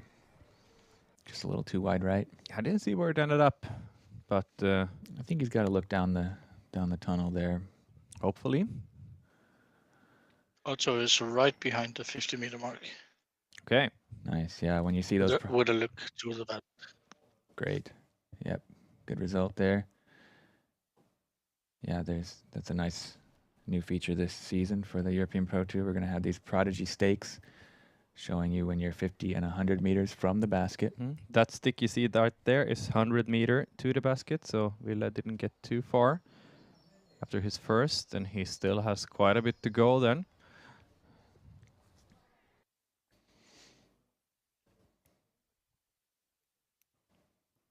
Teemu also has about 100 meters still to go. Niilo Hongisto slowing down 3 pars in a row, and now he's out of bounds on hole 14. But Miro not slowing down. He's 9 down through 14. He's got 4 of the last 5 birdies. He could get up to second place. He's up 15 spots already. I mean, he's tied for second now, but... Yeah, he's a little bit ahead of these guys, so they have a chance to kind of do some scoring still, but that is a great final day from that, I'm guessing, young player from Finland. Another guy to remember. Teemu finds a tree, but it kicks right out on the fairway. Things just can't go wrong for him. Nope, smooth sailing. And he looks so calm and collected, and that's exactly what he is. I know that. When he won in Tampere last year on the Prodigy Disc Pro Tour, at least I just sat in the whole third round and just waited for him to start to get nervous and show some kind of shakiness. But he said afterwards in the interview that he knew that he was going to win already when there were 5 holes left to play, and yeah, didn't show any signs at all of being nervous. So that's the kind of player Teemu Talikainen is. And then he had players like Joona Heininen, for example, and Mikael Häme just unable to catch him. Oh, Ville just hit a small stick and it turned his disc vertical and rolled forward a little bit, but he's having some struggles a little bit. And speaking of Mikael Häme, right now up to 4th place, somehow sneaking himself up there. How does he do that? He's not even getting that many birdies. No, I think he's got some friends at UDisc. Yeah, like putting him up a few spots when we are looking at different other highlights. Then no. He's that kind of player that just knows exactly how to. Yeah. All jokes aside, no. He really earns his positions at the near the top of the charts. Look at that, Teemu Talikainen. Look at that, Teemu. You're too good. You're just. He is good. Remember how young you are. That I can. He's something else. Incredibly fun to watch, especially when he's so dialed in like this weekend. I mean, I have to have a quick look at the ratings average that he's had. He was 1047 the first day and 1069. So, yeah, I mean, he's averaging about 1060 golf so far, and it's looking like another round like that coming today.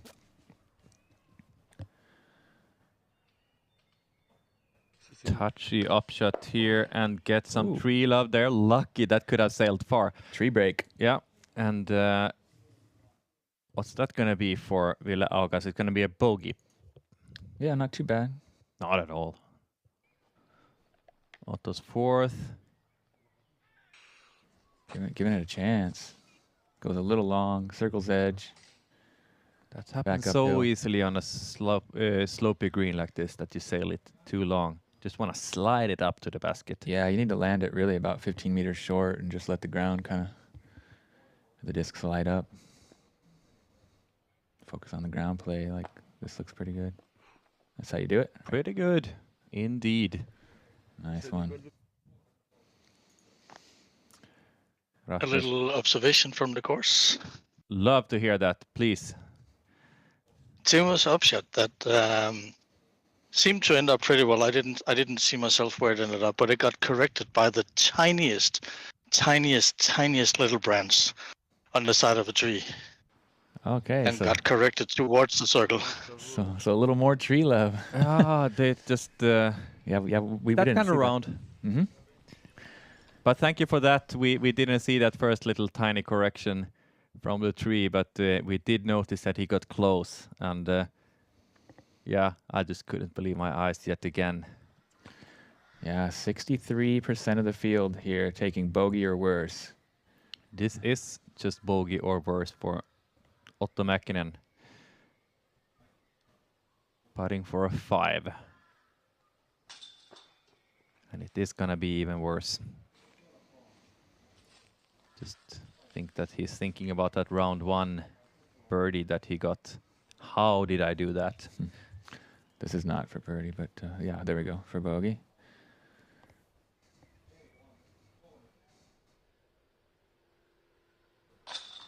Nice putt from Ville.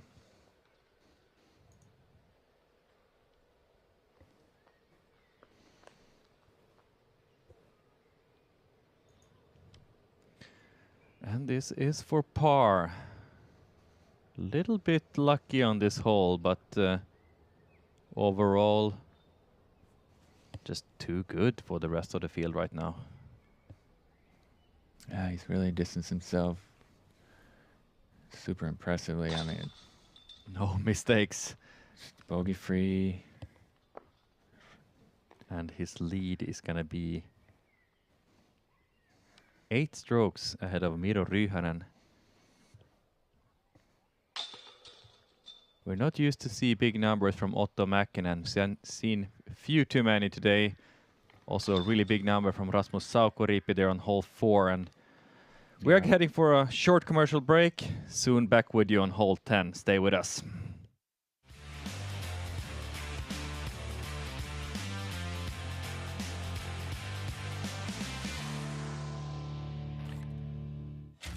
Meet Pure, the most modern disc golf bag in the universe. Join the Pure family today. Pre-sale at puredisc.net. A round of disc golf can be long, and if you're playing in a tournament, it can feel like a marathon. This can leave you physically and mentally fatigued by the end when your shots matter most. With space for your discs, water, and even a place to sit, a cart enables you to bring what you need, helping you feel more prepared and energized without carrying the extra weight. This can help you maintain your edge and save you strokes through every round.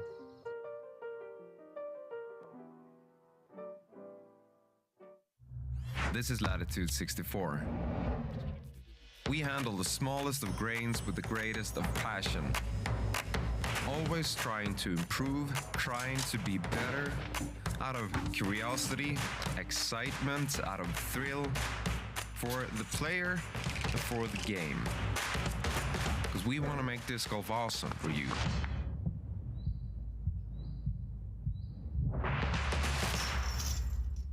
What people are going to notice when they pick up the Supreme Series is superior grip, superior durability. The inspiration of creating a new disc line for Dynamic Disc was to actually step up the quality even more. Our friends over at Latitude 64 have to have special molds made. And this Supreme line of plastic is truly a premium plastic. It's a premium disc, and you will know it when you touch it and when you throw it, that it's as good as it gets.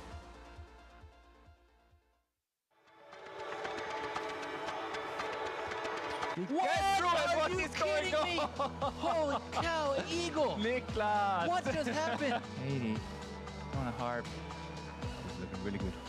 Go in? Oh my gosh! Whoa! Within even 30 meters. Let's give it a chance. Get it! Oh, he did it! What a highlight putt! Another little showmanship. So cool.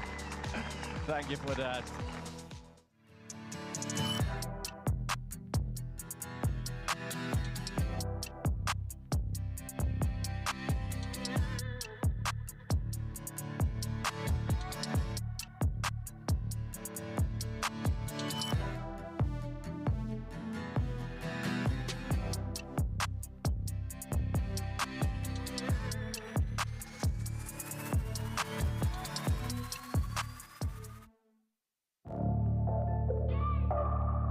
my first impression of Discraft. They were reliable.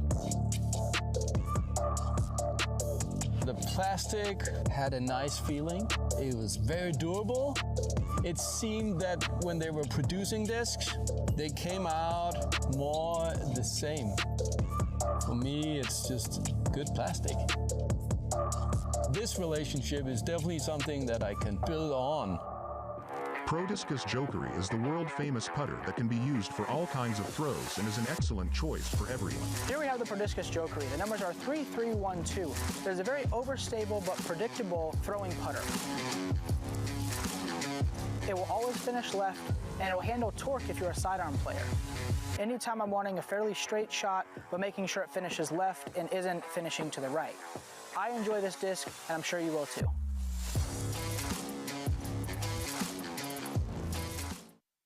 Thank you for staying with us. You don't want to miss the second half of this last day of the Belgian Open, and most likely see this guy, Teemu Talikainen, take down his first international title, the European Pro Tour. That was something else, though. That's way out of bounds. That's way out of bounds. The first mistake. Was that a commentator's curse or something? I don't know what I did there, but it was quite a grip lock, whatever the case. But another grip. Okay, that kicks out luckily and safe from the hazard as well. So good result, but not a great shot. Let's see if Ville can show us how it's done here on hole 10. It's a par 4, 175 meters, wide open after being deep in the woods. You come out here. This is also way to. It's got a chance to get back. That's not coming back. I can't see that coming back. No. That was way too wide. Yeah. So we have had some fireworks on this hole today. This better. Otto Lehtonen got this into circle 2 and made the putt for eagle. Yeah, another Finn. Yeah, because I couldn't put a face with that name. No. But I mean, to eagle this hole, what a shot that first one must have been. And then to clutch up on the putt. Able to repair that out of bounds. He can afford a few misses and still be in a comfortable lead, and I think he repaired it quite well there. Yeah, he might still be able to save the par. But yeah, eagle this 175 meter hole from circle 2. That's that's quite good. That's quite good. That's a memory or a story to share, I guess, with a few of your close friends at least. And all the viewers on this golf stream, I just wish we had a camera on that, and maybe we will see it at some point. Let's hope that at least. This is pushing pretty straight. I'm kind of worried. Okay, it's fading good. Nice. No worries. Sorry to speak too soon. That was a great shot. It looks quite often that those discs are going a little bit too long, but it's... yeah, it worked out just fine. Yeah, I have done the same mistake during this weekend. This one's averaging as the easiest hole on the course today, 3.59 average, 53% with the birdie or better, and just 12% with bogey or worse. So players really dialing this one in over the weekend. Those stats have steadily improved. It wasn't the easiest hole on either day 1 or day 2. So this one, I guess maybe the wind is down and it's a little bit. Everyone's kind of figured out how to get themselves up there and have a look. Was that the first time Teemu Talikainen was out of bounds? Yes, that's his first OB of the event. First penalty stroke. First penalty stroke after 2.5 rounds on this difficult course. And on this hole, it's kind of a surprise. Yeah, it's a pretty wide open fairway. I mean, it's like you wouldn't expect him to miss that shot. If you're gonna miss, why don't do it in style, like real, do it on the easy true hole. grip lock on an open hole. That's a little bit short, I think. That's an awful shot.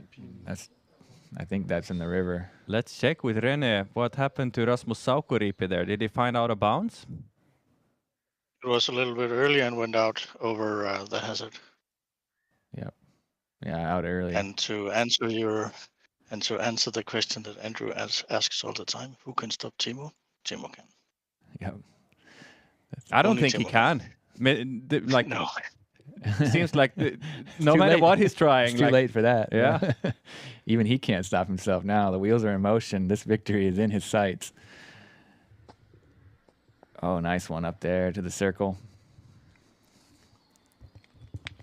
No, I really don't see how he's gonna slow down. Even after a miss like that, he's right back in circle 1 and putting for par. It's like repairing mistakes. And as long as you're doing that and not collecting any bogeys, and you're having a big lead, then should be smooth sailing from on here. Here on out, that's what I'm trying to say. It's been a long weekend for us here in the booth. It has been a long weekend. It's been a lot of fun, though, that's for sure. And we're really happy to have you all along with us for this final round. And yeah, make sure you help your friends tune into it if they're not already.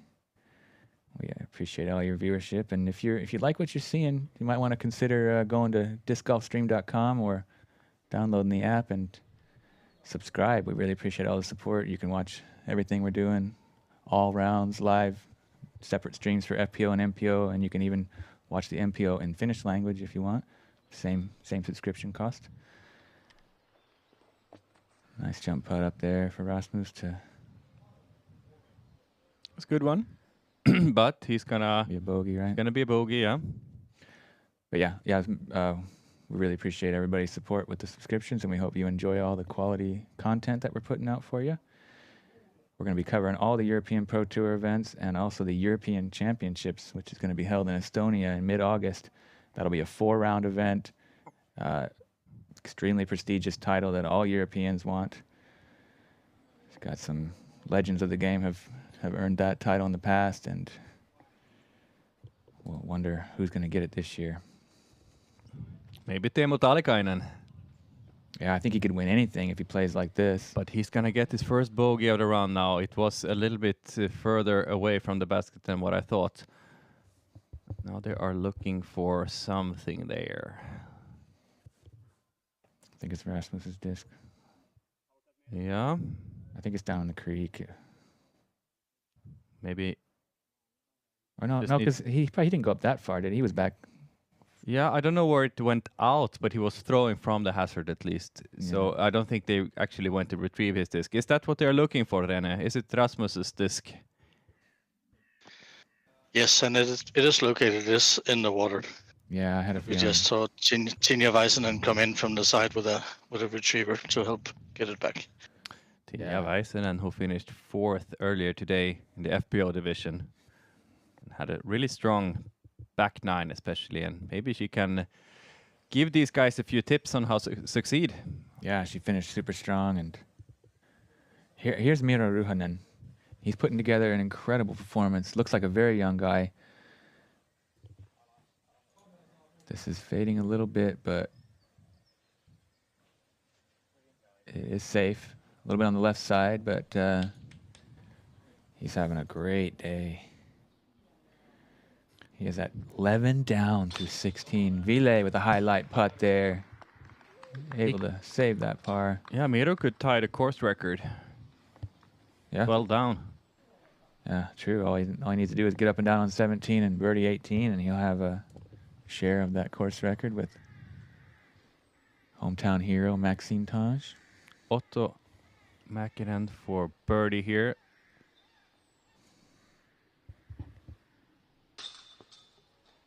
Nope. Chains out, low left. This is not the Otto Mäkinen we have seen so far this season. He's played so clean up to this point. Yeah, not today. He's just a little sloppy. And he's down to 10th place right now. Only 3 birdies and some really big numbers as well. Miro Ruhanen, the only one who is really hot right now, apart from Teemu Talikainen, of course. I wouldn't say that Teemu Talikainen is having the hottest pace, but the way he's handling the pressure and handling the situations he's in right now, that's just... Yeah, it just seems like nothing can go wrong, really. So cool to see. There Calm and collected. Saves the par after a early OB. Do you think he feels that he's going to win? Yeah. Okay, well, it's saying he had a bogey. But yeah, it turned out to be a bogey. He was trying to save. He was out of bounds. Then he threw it up to the green. Oh, right. Okay. Missed the putt. Sorry, my bad. Yeah, that was a bogey. I forgot about that first throw. Here we are with Mauri Wielman, our champion from Copenhagen Open. Hole 13? Yep. Triple Mando, downhill. He's going to go with the forehand. Looks like. Probably distortion, maybe? Or something else? Looks pretty flat. Oh, nice. This catches second to last Guardian Tree. He's going to be just outside the circle with a look for birdie. And he's in third place right now. Really? He's climbed up. He's 6 down through 12. Yeah. 5 spots up. Nice. So could see him up on the podium again. Absolutely. Estonians are just too good this year. Yeah, and that's going to firmly put him on the top of the charts for the European Pro Tour points title, if he can get himself anywhere in the top 5 or 10 for the finish. Too high there. Yeah, too high. Hits the Mando gate. Knocks down safe, but it might be a little bit left side. It could be tricky. Here's Ville Ahokas with that Envy. Hole 11. Another one of the easier holes in the course. Averaging at 2.71. So the second easiest. Must get birdie for these players. Yep. If they want to stay in the hunt for podium finishes. Yeah. Could that have leaked out a little bit too much? No, he's okay. He's pinned high inside the circle, okay. but Good to hear. I didn't see where it landed. So. Yeah, he's okay. He's just got some slight obstructions to deal with, but he should have a birdie look if he's able to find an opening there. Otto Mäkinen smooth and so one. Good. This is so good. Right through the gap. Ace running it. Almost. Whoa, that was super close. Just a little bit too low, but it was perfect on line for the ace otherwise. Yeah, and you could just see it straight out of the hand. That was pure as could be, wasn't it? This is a super tight gap with a low ceiling off the tee and at the end there. And that was just right on the money. Teemu Talikainen. Your mission right now is to avoid mistakes. That shouldn't be any problems. That's not going to be a mistake. That could. No, it's a bit right, so it catches last tree there, but he's going to have a circle 2 look with an open look. Just a slightly low ceiling, but from up that far, he should have a pretty good chance. Rasmus going back to that incredibly powerful forehand that he has. Disking down. Nice slow. This could go in. Disc. Whoa, yeah. Oh, okay. He wasn't really on the line. So. It looked pretty good, though. He just caught a few branches, and he's right there inside the circle. Here's Mikael Hamme's scramble shot after hitting the top of the Mando gate. And Teemu is on the circle with an M1. Nice. So even closer than what we thought. That's cool. M1, yeah, he's making that M1 fly like my M4s are flying. I thought it was an M4 he was throwing yesterday, and then we got to hear that it was an M1, and then I realized that, yeah, he's a different kind of player than I am.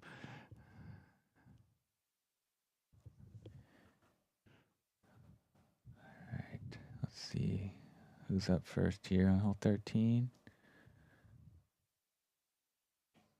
Mikael, trying to save the par now. Get a good look at those really nice caddy vests, Flying Plate Company, hottest streetwear apparel in the disc golf game, have provided for us for the new for the season. Yeah, you can identify the caddies and they can look good. Teemu now from circle's edge for a birdie. The easiest hole on the course. Was it second easiest, maybe? Second easiest today, yeah. It was the easiest but the other days, I believe. Teemu is making it look very easy, nonetheless. Another birdie for him, and yeah, if Ville can connect, we're probably going to have a star frame here. Getting closer and closer to that big win. I'm just so excited for Teemu Talikainen. Hard not to be. I'm just big moment for his career. It's a very young career. Ville, great putt there. Straddles out and just bangs it in the heart.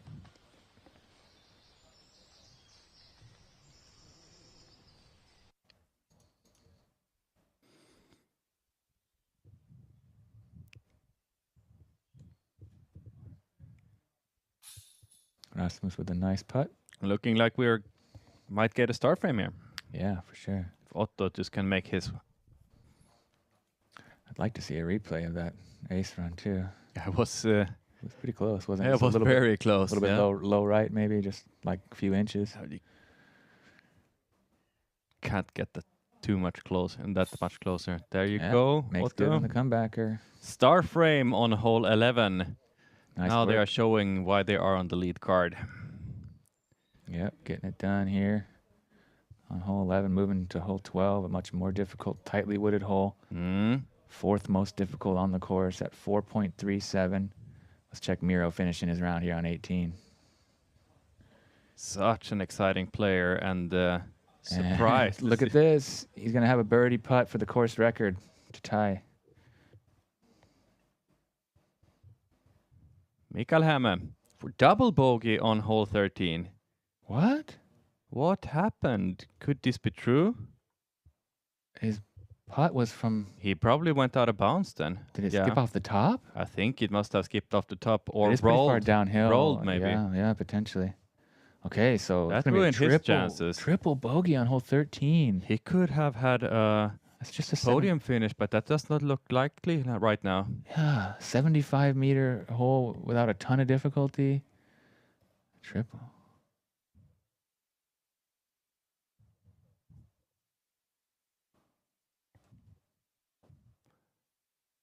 I hope we get to see there what happened to Mikael Häme, but very interesting to see that the double bogey happens here on hole 13 and surprising.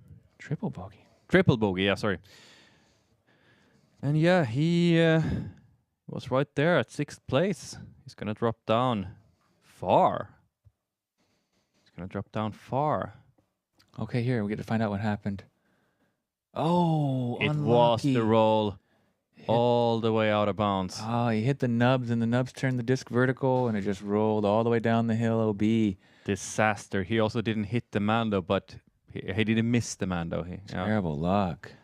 Yeah, that ruined his round. But we know that Mikael Häme is not a guy who gives up that easily. He's going to fight his way back. So here we are on the 4th most difficult hole on the course. Very long, daunting tunnel shot here off the tee. And then turns almost 90 degrees to the left. Relay a little bit right side, kicks left, but progresses quite far up there. Wow. What a nice kick there. All the way up to the corner. That was a great result. It was a very good kick. That could have been bad. Turned out to be not perfect, but not far from it. That's a great spot to be. I mean, he's just slightly pinched left, but I mean, to get that much distance off the tee on this one is always a win. That kicks hard left, and that is bad news for Otto. He has been Mr. Clean this season, not getting any big numbers at all, but they just keep on coming this round for Otto Mäkinen. Let's see if Teemu Talikainen can lace this new Kevin Jones feedback. That seems to be super popular for all the Prodigy players. We have seen it. They're liking it. From all of them, I think. Yeah, everyone's bagging it. Yeah. And it's so new that's pretty impressive that they're, finding a way to work with it so quickly. Seems to be been a what a lace job. Wow. Teemu overshooting it almost. That was almost too good. That was amazing. He just cured that gap. I mean, and that was a laser. We saw a big one here from Heidi Laine earlier. Yeah, today, and I didn't think that anyone could do anything better than that, but this was just as good. Now Rasmus ripping a forehand down there. That's going to work out real well. What? He's only 40 meters from the basket. His forehand's amazing. He found a really strange way to get there, but he is right there on the fairway, and he could almost run an eagle putt from there. Like, it's a long look, of course, but why not? This is for the tie of the course record. He's got it. Miro Ruchanen, 12 down on the final day, up 15 spots into solo second place at the moment. What an insane way to finish. And right now, it's not looking that unlikely that he will stay on that second place. Remember that face.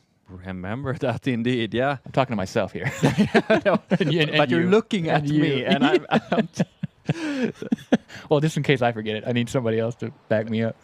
No, but I'm just kidding. That's an awesome performance from another new star here on Disc Golf Stream, putting in a hot 12 down, tying the course record, and that's going to earn him a big paycheck and some nice points there on the European Pro Tour overall points table. I think we heard René's voice there. Did you have something to tell us, René? Yes, well, I'm just amazed on how Rasmus ended up where he is. He's practically on the tee pad for the drop zone by hitting trees, ground, everything. Yeah, it looked like a kind of a bad drive, but he's in a really good spot. He's carving up like really unconventional and insane lines with his forehand. That's just things that few other players can even think of doing, and a little bit luck there, of course, not as clean as he was doing on hole 6, but still impressive to that's just very get where he is, to have the ability and then to do that with the forehand also. Like I just can't believe it. Did you get a chance to see where that second shot? Well, we get to see it here. Otto Mäkinen heading back in to the woods, so it cannot have been a good second shot for him. Another big number, and he's going to drop even more, most likely. Otto Mäkinen. Yeah, I mean, fantastic round from Miro. But we do have to shout out another really good round, and this one was bogey-free. 10 down from Oliver Hansen from Denmark. He's in the clubhouse, and he put together a spectacular final round to bump up 18 spots into that tie for 11th right now. That is a very good round. And that's a new name this weekend. We know, René, you had a little interview with him. I believe it was in Danish, though. What can you tell us about Oliver Hansen, your fellow countryman? Well, Oliver's a relatively new player who's still not maybe tournament stable, but he has been showing some. Well, I'm lacking words. He's been showing some potential lately, and clearly. And yes, he was super happy about his first round. He could tell me, well, if you look at his stats, basically all of his putts were inside bullseye because his upshots were so good. Okay, nice. Yeah, he had a good first round. A little bit struggles on moving day, but bounced back for a stellar performance here on the final day. A bogey-free 10 down. 969 rated player. This is going to be around 100 points higher than his rating. Yeah, 92% from C1X, 100% scramble game, 94% fairway hits. That is something special here at the Belgian Open. It's a course that if you play bogey-free, there's going to be very few players that are even capable of doing that. You're going to be able to count it on one hand for a weekend for sure.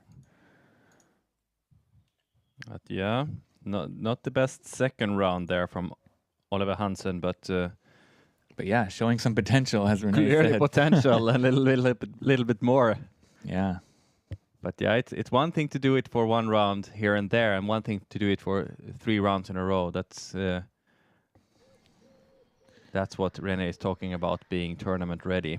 Yeah, absolutely. But he's gaining valuable experience and high-level competition here on the European Pro Tour, and future's looking really bright for that player. Ville here with his second shot. Just a little bit pinched, down on a knee, trying to get a forehand to move right to left. A forehand roller, and it's... I don't think he was going for the roller there, just trying to cut the corner more or less, but... Whatever the case, it worked out spectacularly. He's just on the circle's edge with a birdie look. I don't think he would admit it if we asked, were you really going for a roller there? Oh, he's a very honest man. Yeah, I'm sure he would. He's very humble as well. Joking, of course, but that was, no matter what he was going for, it was a very good result. Like you said, he's going to have a birdie putt. He's in that tie for third, and it's got 4 guys in it at the moment. Ville Ahokas, Mauri Vilman, Samuel Heinonen, Nilo Hongisto. All tied at 16 under par. Did we just miss Teemu Talikainen's shot there? I think we might have. Maybe we'll get it on a replay. Or were we just talking too much? Might be also. But that was a really easy approach from Sauko Reipi at least. That was a little confusing from the back camera as to if it was Rasmus or Timo first. Okay. But it seems like Timo, but it seems like Timo made it pretty close. Okay, so It Timo marked the stuck- circle 1 at least on UDisc, so it must have been good. Nice. Here's Otto with his 5th throw after kicking bad early. He's going to be able to get up and down for his double bogey, but that's the kind of hole it is. If you don't hit that gap clean, numbers really start to add up quick. Mauri Willman also looking good today. 6 down through 13, only 1 bogey and tied for 3rd place. Might just see him up on the podium again. That would be cool to see. Yeah. Yeah, there is a serious battle taking place for those podium positions. And those are really much coveted. Great accolades to have here at the European Pro Tour. Not easy to get yourself up there on that podium. This man's been on that podium before, but it was last year at the Copenhagen Open. And he's trying to do it again here at the Belgian Open. Nails he did that it with putt putts like that. right in the heart. Beautiful. Yeah. Oh, gosh. Easy to underestimate him, but he has all the skills that he needs to take down big wins. And you have been talking quite a bit about him, and you think that he's going to take that big win quite soon. I think so. I think this season is going to be a big breakout year for Ville Ahokas, and I know how much it means to him. You know, this is his career, and he loves the game, and he knows what he's capable of, but he hasn't really proven it quite yet to himself. So I think he's got some lofty goals, and I'm hoping that he can break through to have that big win this season. Big breakout win also gonna come for Teemu Talikainen. He got a big win last season, but it was on the Finnish tour. This is next level. Yep. This is working next his way up.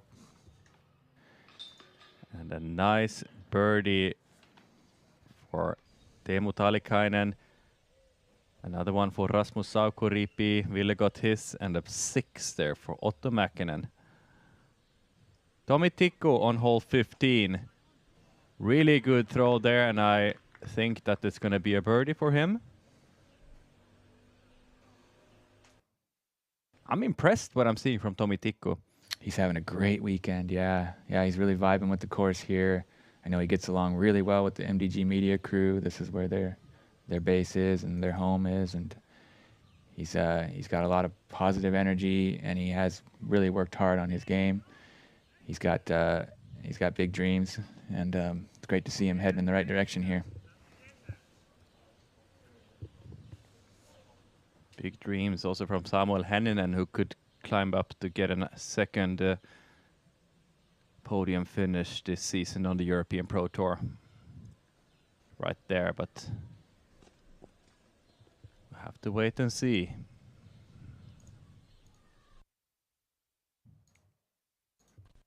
It was only Arminen who missed that putt. And now Samuel Henninen for birdie. Oh, that was for 5 in a row for him. Yeah, without that triple bogey on hole 6. Here we are in 13. Ville would have had an amazing round. Right through the center of the triple Mando, and didn't see it finish, but should be a birdie look for Ville, I'm guessing. Renee, did you get a look at the finish of Ville's drive on hole 13? Yeah, Ville is maybe 5 meters on the left side of the pin. Excellent. Little long. Okay, nice one. Teemu Talikainen, super straight as well. Could it avoid a tree? Yeah, it gets around. Gets around it. Just slowly rolls around that tree, and he'll have an open look from circle's edge for birdie. That was nice. Yeah, good result. Saukoriipi down to 8th place, 15 down. And I like this. Yeah, working it. But somehow it got a little low. Stuck there. Yeah. Not the fastest grass here. Such a short hole, so the discs aren't coming in with such high speed. It's hard to get the big skip. Wow. That's way too high from Otto Mäkinen, almost missing the man, though he got lucky there that it... He seems so wild today. Like Yeah, he's been in full control every time we've seen him so far, and now it's a little bit looser, wilder Otto Mäkinen that we're seeing. I think he's wishing right now that he would have chosen another T-shirt. That flaming hot is not signaling what we're seeing from him right now. That's something else. A few too many misses and a few too many big numbers on his scorecard today. And he's down to... where is he? 12th place. And 5 over par today. Silver and Mauri doing work off that chase card. They're both up into that tie for 4th place. The Estonians charging, trying to get on the podium. That's much better.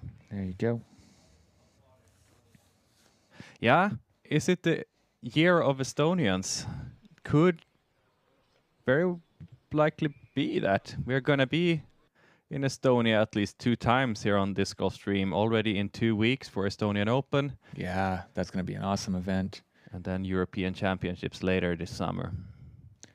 And there was a super strong field signed up for the Estonian Open, including the 6-time world champion Paul Macbeth. It'll be really exciting to watch him here on Disc Golf Stream, along with a number of other superstars from across Europe. That was not Ville Aukas, that was Rasmus Saukoriipi. Long, nice putt from him there. Great par save. No, that's what birdie. Oh yeah, that was right. birdie. Excuse me, you're sorry. Yeah, it was Otto that hit the Mando. I'm sorry, I'm getting a little mixed up. Yeah, great birdie putt there from Rasmus. You're right. Could we see another birdie from Teemu Talikainen? Not that he needs it, but I'm sure he wants it. And I would like to see it. Why not?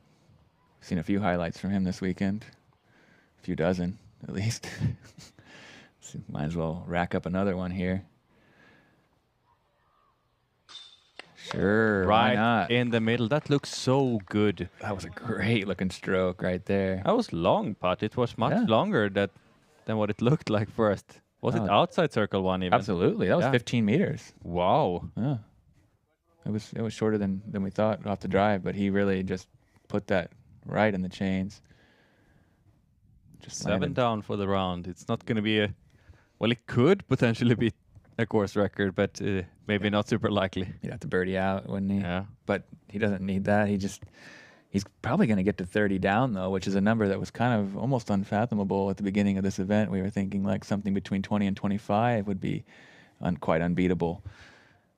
You know, but second place is at -19, so we were kind of right. It's just Teemu Talikainen just went berserk here. He didn't listen to those numbers at all. Otto Mäkinen able to get it.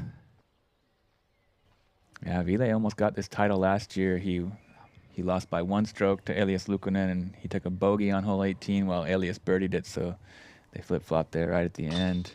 And could just as well finish on that second place again, but it's going to be a bigger gap this time. Yep, but he's in fine position to do that. He's looking comfortable. A little bit of showmanship there in front of the camera. And I like Ville Aukas a lot.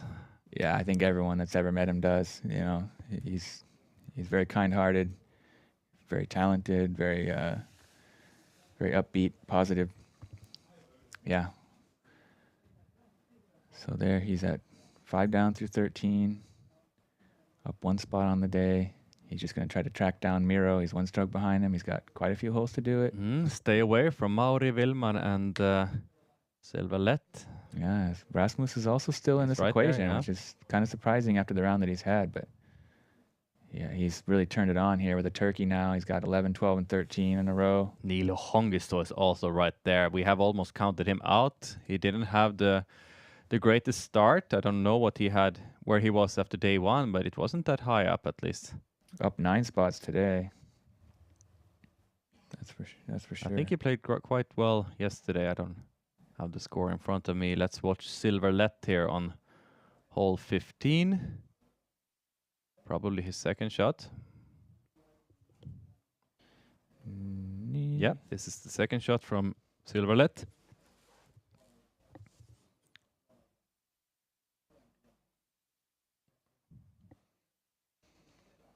Silver was not in his best mood yesterday. Didn't have the best round. That's okay, but it's a long look. At least outside circle 1.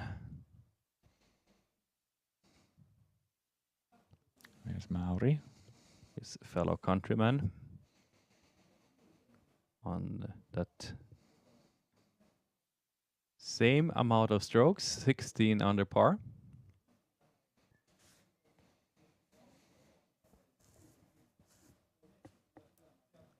Nice overstable forehand shot. Gets him right up to the circle. About 7, 8 meters left for the birdie. I think he got it slightly closer than Silver did. Quite a bit, yeah, maybe. I think Silver's probably about 13, 14 meters or so. Mikael Häme.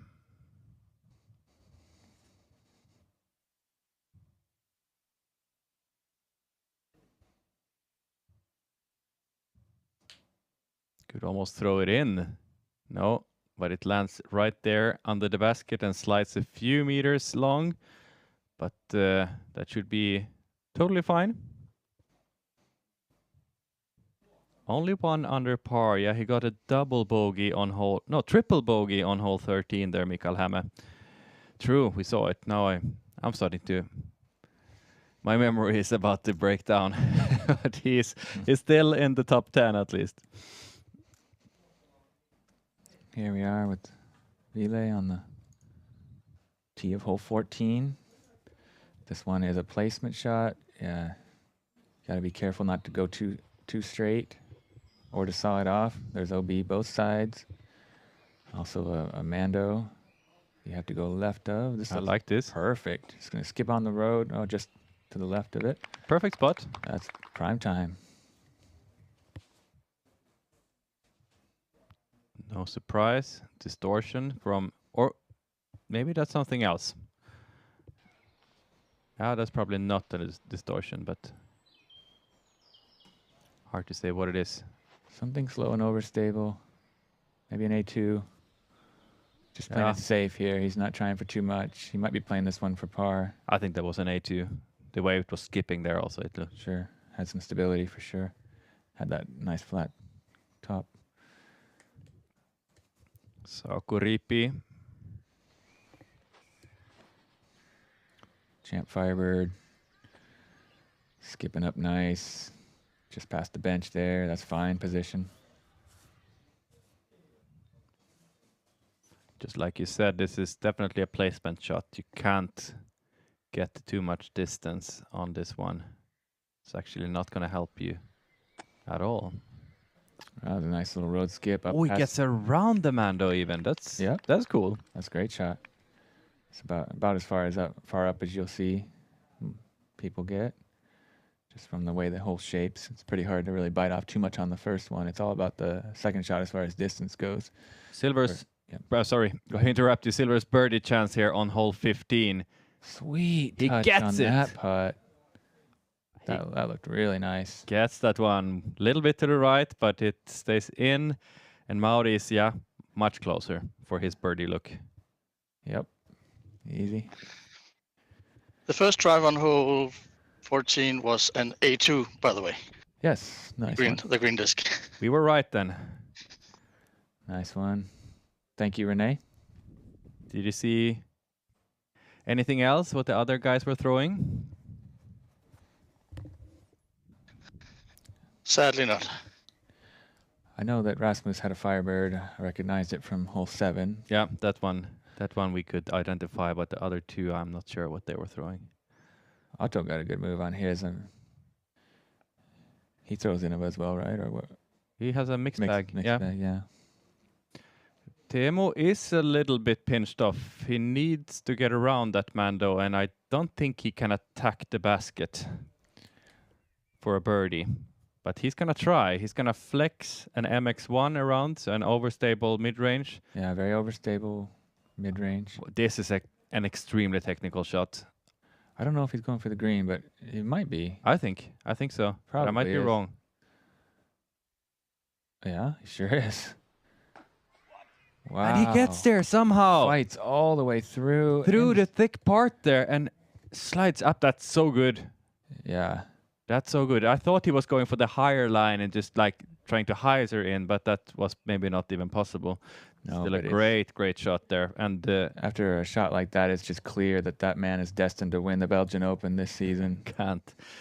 Can't see any other scenario than that he will be right there up in the top. Yeah, this one, players are starting to dial this one in, which is cool to see. Maybe the wind is down and that helps the scoring percentage as well, but it's averaging 3.95, so under par for the day, 35% birdies, 24% bogey or worse. Saukoriipi nice. Also going to be close, very close, and he's gonna get a birdie, and he's looking really put it more together. and more solid now. I think like that's 4 in a row for him, right? Or should be. It took a while for him to shake off that bad start, but he has found his groove now. Yeah, it just seemed like the nerves hit him like a freight train there back on hole 4. But he recovered well. Yeah, Ville with a smooth upshot. I like this. This could almost hit the basket, but just 5 meters long for an easy birdie.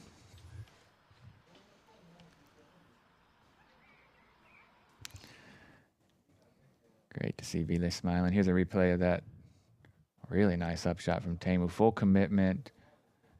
Nice body English there with the, or finish, should I say, but body finish, yeah. But anyway, good follow through and good commitment to the Anheuser angle, and a little bit of tree love, luck there in the end. No body Icelandic this time, at least.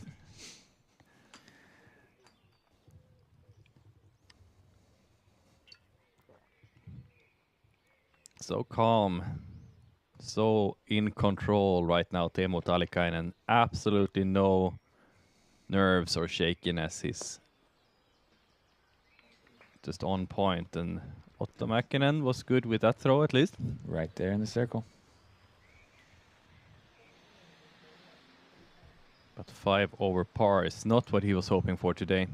We thought that he was the main challenger for the title, but sadly for him he wasn't. Yeah, if you're enjoying this broadcast, head on over to discgolfstream.com or download the app from Google Play or the App Store and subscribe to watch all of our streams here. We do separate for FPO, MPO all season long for the European Pro Tour and the European Championships in Estonia. You can also listen to all the MPO broadcasts in Finnish language. And we have so many great players, as you can see here today. We have so many beautiful courses that we're going to watch. And yeah, it's going to be well worth your money. Yeah. I think you can also watch the Finnish Nationals in Finnish language only. True. That's also accessible with the same subscription. So another bonus for you. And that's going to be some high quality disc golf. Finnish National Championships in Lahti this year. Nice. Mukula. That's a great course. Teemu Talikainen for another birdie.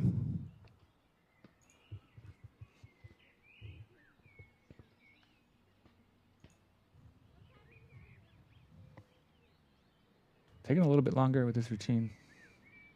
He wants it. And he's pissed.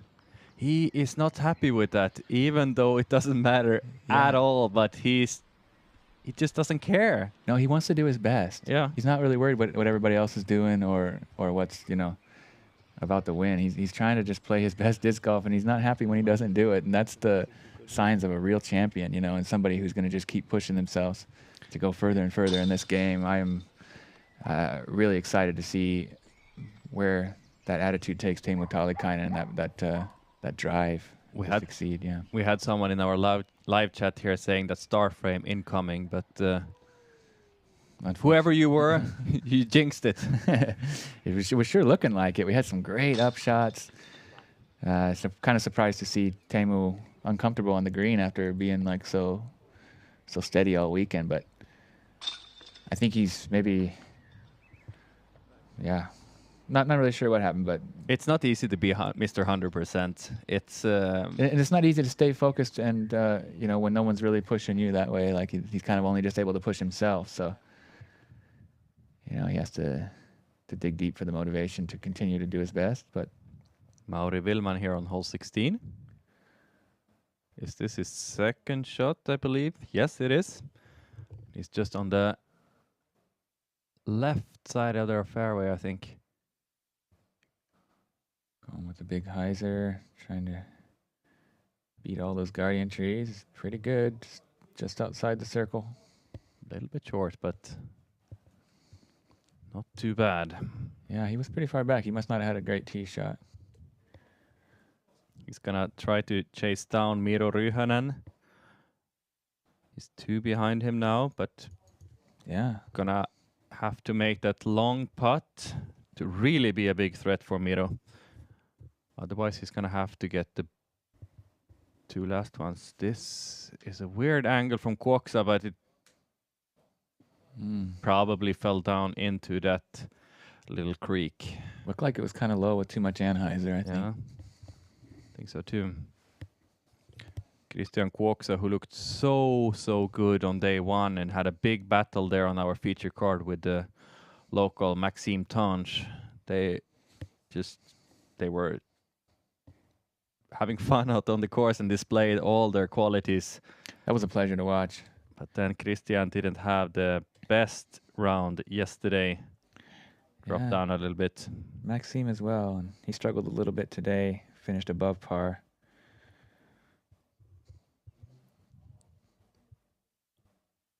Mikael Häme. Some struggles also today, but still hanging in there in the top 10.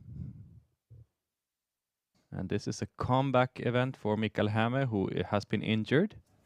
First event of the season, yeah. Yep, that's right. Coming in with a big hyzer. Catches some high branches, trickles down, deep circle 2.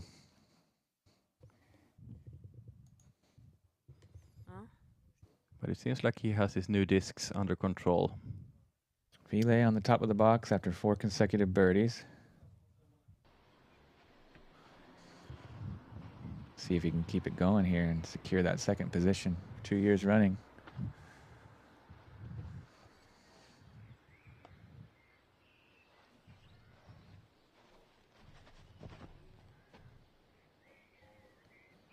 That's great. Nice turn on that. Oh, it's fading a little. It needs to get down. I think it's fine. Yep, really good. I think it scared him a little bit, but he has a straight look at the basket. A long one, though. It's a great angle, though, and it's not actually that long. It's probably only about 70 meters to the basket. Yeah. But yeah, I mean, you can get yourself closer, but that's a great angle. I wouldn't be too stressed. And sometimes those shorter approaches are a little bit even scarier than the longer ones somehow. You have to really focus on the touch and speed control. That one, he can probably just take a really slow disc and throw it. Highlight alert here. So Rasmus Saukoriipi with a power forehand. It's flipping. How stable is it? It's stable. Oh, you know it is. If it's in his bag. That's going to be a... That's great. Great shot, and it is right in the fairway. Yeah. Was it a Halo Destroyer, maybe? Sure looked like it. This one averaging 3.91 today. 13th most difficult. This that's not turning enough. Not going to be inbounds. No. Back there on the previous hole. So another mistake there from Otto Mäkinen. So 35% of the field birdie in this one today. 201 meter par 4. Kind of the opposite of the last hole where you bite off most of the distance on the first shot, and then the upshot is the more touchy placement. Little bit too much angle on that, but he got lucky. It kicked back out on the fairway and could still collect the birdie from there if he really wants to go for it. Mauri here.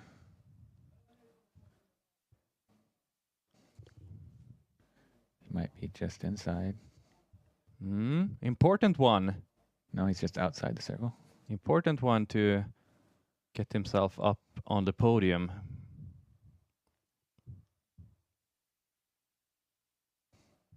Yeah. Wow, what a putt. Banged it. He's got some serious clutch putting. We saw that in Copenhagen. What a putt. I really like that one. So super straight and so much wrist action there. Just slams it in low. This is what he does. An arrow. When it counts, he makes it. It's so good. He just plays better and better the more important it is, Mauri Willman. Christian, I think, was safe on his shot, I imagine, but we're not too sure if that was his upshot. He missed the putt anyway. He's going to putt for a double bogey now. Oh, okay, so he was OB. Yeah. Yeah, you're right. He was, it's not marked here. I have some info. Let's hear. The disc, you pondered if it was a destroyer. I just had a look at it. It's a misprint rock. Well, it's a destroyer with a rock print on it. Interesting. Okay, so he's got the special stamp. Would have been difficult for us to identify it, so thanks for that. If we happen to see it, then we know that it's definitely not a rock, but it sure didn't fly like a rock. But yeah, thank you for that info. Much appreciated from our on-course reporter, Renee. Doing a great job. Teemu Talikainen now, how close can you get from this position? I think that's good if it's stable enough. Catches some branches, but fights through, so... Lost a little bit of speed there. Otherwise, I think he would have been a little bit closer at least and have a circle's edge look, but now it's going to be longer than that. Yeah, I think he's outside circle 2 from there. It says circle 2, so he might be just inside of it. Do you think it matters? Not at all. Do you think it matters to him? Yeah. Yeah. He's not satisfied with anything else than perfect shots. This looks a little sawed off. Yeah, early into the trees there. Hopefully it didn't go in too deep.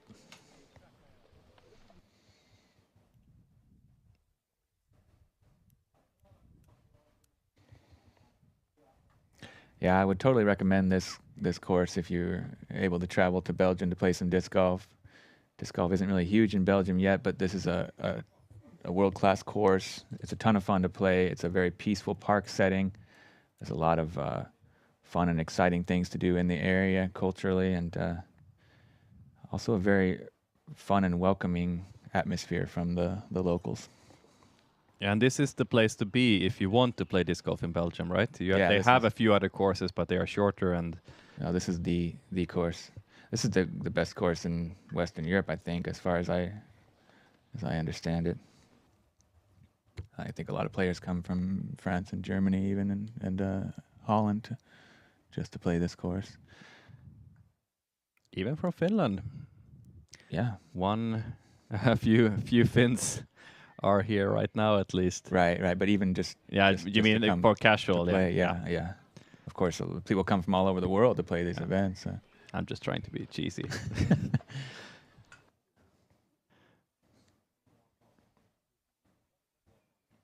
Yeah, if you don't know, it's the epicenter of European disc golf media with the MDG media crew. They're doing it all. They're sending out the signal to the world. So also doing a great job of just building up the game there in their local community. Providing this quality course. Logo on the back there, MDG Media, the filming crew, and they're doing a great job so far, giving us these clear images from the course to the whole world. Yeah, of course, with the help of Disc Golf Stream staff and the European Pro Tour.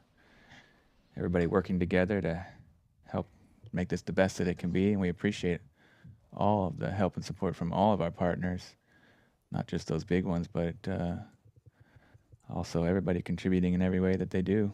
Much appreciated. Teemu wants to get that birdie, even from circle 2. Lining it up.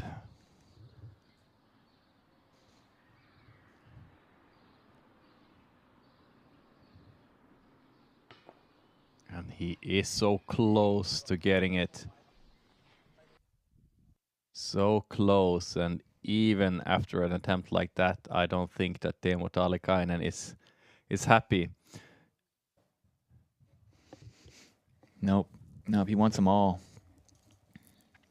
He is very driven, very talented, and well skilled, well committed. Nice putt there. And Rasmus, he's got himself up in that tie for fourth. An important putt for Ville Ahokas to stay up there. He actually go to solo second. Solo second. He's got it.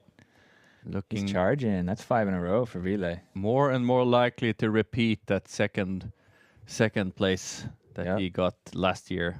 Yeah, and he's surpassed his score from last year. He's at 20 under. On a more difficult course. Yeah, very impressive. 5 down through 6 on the back 9.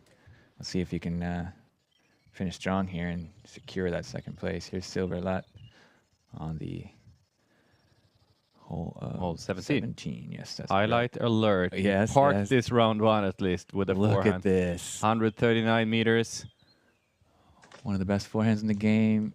Oh, got chopped down, and it definitely had the power to reach all the way. That's for sure. But a little bit too high. Mauri, do you have the power in your forehand to reach all the way up? I think you maybe had. Turning a bit. If it can stable up and skip, gets slowed down by that little batch of trees there, and not a bad result. Should be able to get up and down for the par fairly easily. But can still finish on the podium. But watch out for Rasmus Saukoriipi. The way he's playing now, I'm slightly worried about Mauri's chances.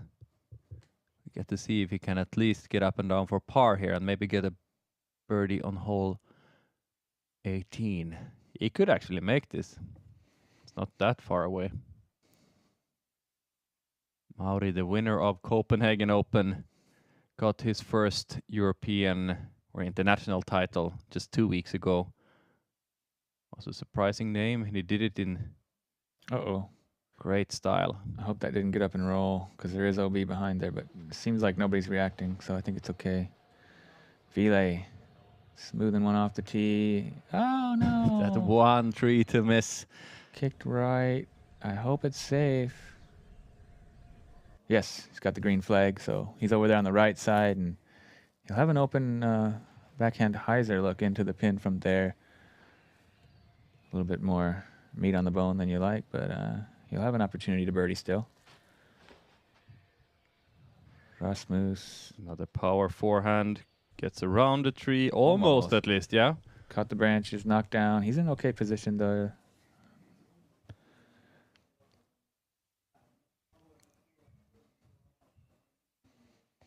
So we're on hole 16 here. It's a 171 meter par 4, averaging 3.88 today. So one of the easier ones. 38% getting the birdie.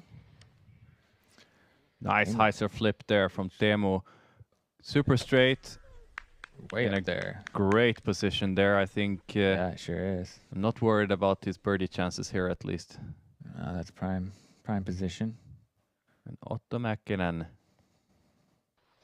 What can you do? Can you get yourself up to the top 10? We need to get around this tree, first of all. And under the bench, that's where you absolutely don't want to be. That's one of the worst spots. I think it's right under.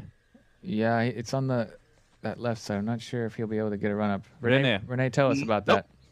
He is clear of the bench. Okay, great. We had a little bit of an optical illusion on camera here. He is more than clear. Has a clear sidearm or a spike hyzer to the basket. Excellent. That's good news.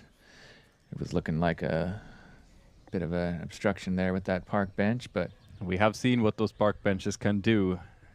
We saw it from Heidi Laine going right next to that bench, but somehow hitting it with the disc, luckily, not with her hand, and just dropped it. Did cost her a stroke there on round 2, but she was able to come out on top here at Belgian Open. Played super good today and finished as the winner.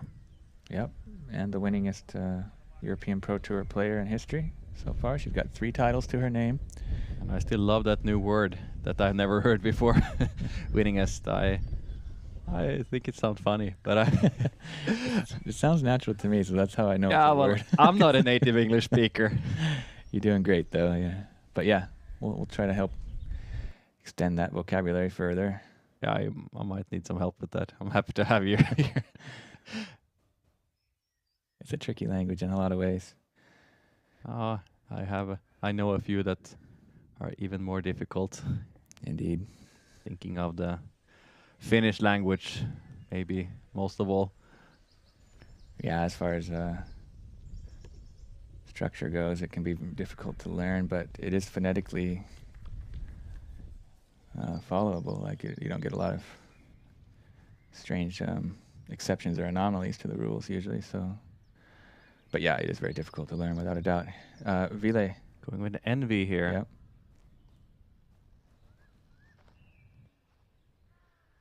Looking good.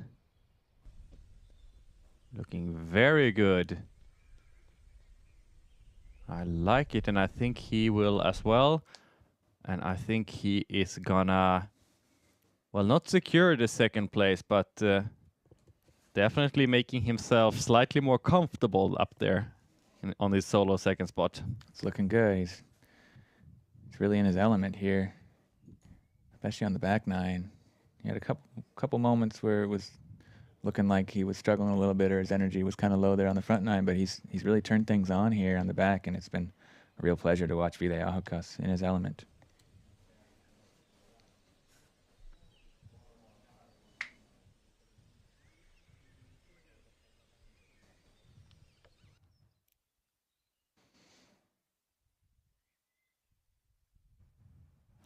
Rasmus Saukoriipi has also got 5 birdies in a row. Yeah, they have really started playing better and better, especially Rasmus Saukoriipi turned his round around. And another perfect shot from Teemu Talikainen. He's going to collect another birdie there, and he is, we have said it so many times, but it's worth saying so many more times, just incredibly good today, incredibly solid and unstoppable. Unstoppable. This young Finn. It's not the first time we're seeing him, and it's certainly not the last time. I can tell you that on hole 18, we have dueling circle 2 putts for birdie from the Estonians, Mauri Vilman and Silver Lat. And those putts have big implications in that battle for the top 5. If they're able to make it, they'll draw even with Miro.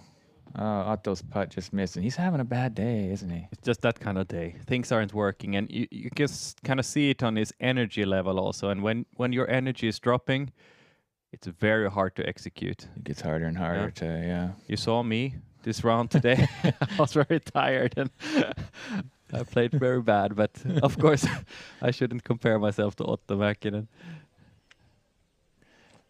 Rasmus Saukoriipi for birdie. Is it 6th in a row? It would be. Oh, comes up short on that one. Oh, you can feel his pain. It hurts. And it would have been an important one to get yourself up on the podium. Still has some good chances, though. Yeah, I think he knew that based on his reaction. But yeah, it's still a couple holes. If he can finish strong, it is possible for him to overtake Miro.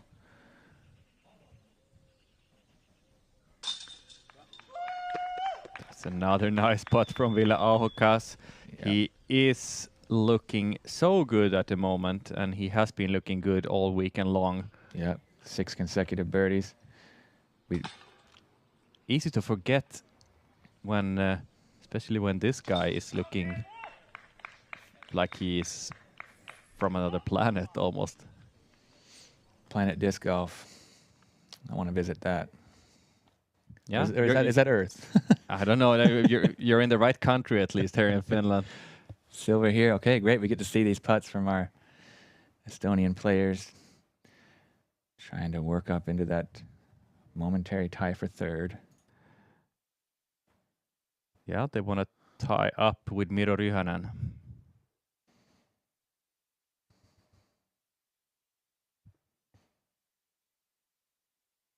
Silver is not going to be tied with Miro Ryhänen. And I think we might hear some bad words in Estonian if we would have been standing next to him there. He seems a bit disappointed, and I think he knew what it meant. It was a good bid, just came up a little short, and I imagine Mauri missed his as well. Yeah, he did, because there's 3 discs there next to the basket. So birdie putt for Mikael Häme. That's He a great way gets to it. finish. That means he's gonna be solo 10th place. Yes, of course he got himself up in that top 10. You know he would. It's Always just does. impossible for him to finish anywhere else outside the top 10. That's Mikael Häme around, if something. Christian Kuoksa not having his day. He finished at 19th place, tied for 19th place, and 3 over par today. Okay, not his best day, but yeah, as a lot of you may know, he hasn't had a typical off season. He's been doing his mandatory military service for his country of Finland, and so unable to practice in a more conventional way. Then this is his first event of the year, so there's possible to see some rust. He was really on fire day 1. Here's Vile's turn, way overturned drive on 17. Ends up in the thick of it over there. He got some good distance, but that's not really where you want it to go. Overturned it a fair bit. He does have an open look to the basket, though. Really? He can. Wow. Okay. That's a A miracle. few branches in the way, but it might be an open look. Well, that's great news for Vila. Yeah, what a miracle. In a few minutes, this guy is going to stand on top of a podium. Let's see how his mood will be after hole 17. I think it's going to be good. Yeah, and let's see who's going to be with him on that podium. That's still to be determined. That's up in the open. This could potentially be one. If Rasmus is able to birdie out here, he could overtake Miro. He does have the power. We saw him get within 5 meters of this yesterday. Well, we kind of saw it. We didn't actually see it fully finished. We but saw we know the whole it circled. flight. We didn't see where it landed. It was just outside the bullseye, according to UDisc. And he did make the putt for birdie. If this isn't fading too hard, it will be good, but it is fading a little bit too hard, but still No, inside the that's circle. Okay, yeah, he's pin high, open. Should be open. Look, hopefully Renee, am I Is right? it unobstructed? You'd wish so. Maybe if he straddles out there, could be a look, but it's going to be tough. Okay. Let's see if Otto can finish strong. This looks, it's turning a little bit too much as well. And just all 3 of those are kind of similar. That slides up in the circle, though. I think that worked out probably the best of them all. Found the way up through everything and into the circle. It does seem like it slips right to the edge of the circle, and he should have an open look from there. Nice one. And to all of you viewers, look how casually these players are attacking a 139-meter hole. Like it's nothing. That's the future of disc golf right there for you. And we're saying it again. If you're watching this on YouTube and not yet having a subscription on Disc Golf Stream, this is what you're missing out on. Please consider joining us on Disc Golf Stream and get yourself a subscription and watch everyday live coverage of all the European Pro Tour events and also of the European Championships later this year from Estonia. Yeah, that's the best thing you can do to help support us here on our journey to provide the best European disc golf that we can. We really appreciate everybody's contributions, subscriptions, and there's lots of benefits that come along with that subscription. Tons of exclusive content that's of the highest quality and improving all the time. And yeah, so many players you're going to get to watch. We've seen, lots of breakout storylines and new stars born. They're making our job difficult, but that is it's a great problem. it's a great challenge. Great problem and challenge for us. We are really super happy to see all these young stars just popping up. Yeah, out of seemingly nowhere, but we know why it happens. We know how popular this sport is becoming. Pretty good run at it, and it checks up safe. Yeah, and he's gonna have to be okay with a par, but he's looking devastated about that par, being in a big lead on the about to take down the biggest title of his life. He is only focusing on one thing, and that's collecting birdies and executing his shots to perfection. Sign of a champion. Yeah, and if you're looking to subscribe, you can use the promo code WELCOME and get 50% off your first month subscription. So keep that in mind. Ville Ahokas for another birdie.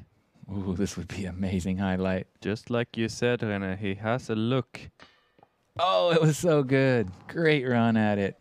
His putting stroke is just so good. And he is showing off some showmanship there in front of the camera. He's not uncomfortable playing in front of live cameras, that's for sure. No, great to see him smiling and having a great day.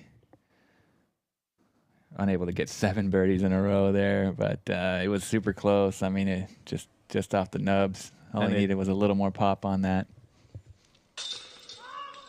There's a birdie for Otto. That's what he needed to shake off some of those struggles and feel pretty good about getting a birdie on one of the most difficult holes on the course. I'll get you some stats on it real quick. Averaging 3.39, third most difficult after those deep wood tunnel shots of 9 and 12. We've had 7% of the field able to get the birdie, so it's definitely a bonus birdie, and only one person has parked it today. That is Saku Poikkonen.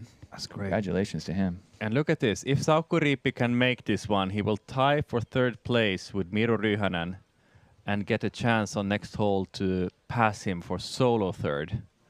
So this is a big one for Rasmus Saukko Riipi. Sure is. Huge implications here. And he nails it without a doubt. What a putt from a difficult stance. Beautifully done. And he has a chance to get a solo third. Only one hole to go. Rasmus Saukko Riipi has really turned things around completely on the back nine. Yeah, and he's really showed us what he's made of. You know, it would have been no surprise, or I mean, after struggling like he did there in the beginning, you know, a lot of players would have collapsed or quit, but he never gave up. Bad. That was a little bit too hard, I think, or just a little bit high right. Luckily, it's inconsequential at this point, but yeah, you'd like to see that stick. Really doesn't matter at all. No one cares except himself. Relay in for par as well there. We almost had a pretty sweet star frame on that one. Oh, wait. Tame was for par? Was that a... Tame was for par. That's right. So that was a bogey for Tame. Excuse me. I apologize. Still great scores from the lead card. Rasmus Saukko Riipi battled himself all the way up for a chance for solo third. Oh yeah, here we are on the final hole of the Belgian Open 2023. It's been a real joy to follow all this action along and to have you all with us. This one's 103 meters. Way uphill with a really slanted green. And this one's brought to you by our very valued partner of Prodigy. And amazing things for the sport. I want to take a moment and say thanks to all of you viewers who have been with us on YouTube today and in the live chat, because really like to have that popping live chat with a lot of great comments and great discussions going on there. It makes it feel much more real, and got some nice words there as well also, so thank you all for that. Teemu Talikainen, 5 strokes ahead of Ville Ahokas. Those two guys are gonna be on the podium for sure, but who will be the third one? Yeah, we really appreciate all the interaction, and please go ahead and hit that like and subscribe button there on YouTube if you like what you see, and also, you know, let your friends know if they miss it this time, that it'll be coming back to you in 2 weeks with the Estonian Open, and that's going to be some fantastic action as well. One of the most beautiful courses in the world, one of my favorites. Kõrvemaa. Awesome wooded fairways with lush green grass. Look at this forehand turnover. Rasmus almost ace running it for a potential podium finish. If he can just tap in that one, he will be solo third. That's huge. Coming through in the clutch. Never have believed this round like this seeing what he did on hole 4, for example. Otto Mäkinen hasn't had his best day. Yeah, and I never could have believed that a forehand could ace run this basket. Whoa, that's pretty good too. Nice one. No, he has showed us some just crazy, unbelievable lines that we never thought of. It's looking like Vile's going to be solo second place. He can even just play this one for par if he likes. He would still be one stroke ahead of Rasmus if Rasmus hits his putt. This is a little straight. Oh, it's pretty overstable, so it might break hard left. Not quite in time. Flipped up just a little bit too much. Yeah, good speed on that, but maybe just a touch more hyzer. And this is the last time you get to see Teemu Talikainen from a tee pad this weekend. It's been a real pleasure to watch this bright young Finnish superstar earning himself the biggest win of his career. And he's gonna finish in style. Yeah. And yet another time he gets a little bit lucky there with the trees. And more tree love, yep. I think he's gonna finish with a birdie. Check out this forehand rip. Sauko ripped it. Look at it. That's not far away at all. Yeah, really nice ace run. And I think it checked up pretty close. He's going to be inside the circle to earn that third. If he would have gotten that, he could have tied with Ville Akas for second place. Yeah. But wouldn't be. I don't think that was in his game plan to ace it. But he has showed that the line it sure really looked works. like he was going for it. I mean, why not? If you got it, flaunt it, right? So shows that Teemu Talikainen is in circle 2. I wonder if he's not a little bit closer. Ville Ahokas, definitely not inside the circle at least. He is probably going to be first to putt. Or is it Otto? I don't even remember where he landed because he's not really in any he's kind big of contention for anything. Dropped pretty far off the table here after a really rough day. I think he's pretty far over par at this point. At least he's in circle 1 and he could get a top 10 finish if he can make this putt. Ville ended up in kind of a bad spot here. Yeah. It's going to be rough to scramble. Like, there's really not a whole lot of options here. If I would trust anyone to make it, though, it would be him. Yeah. I have a... Okay, he's not quite as deep as it looks. So he's just going to be able to kind of like try to get a little touch shot to put himself somewhere close and then get that par to secure second place. Yeah, as long as he gets a par. Yep. He's going to be, yet again, getting a second place in Belgian Open, but first time on the European Pro Tour.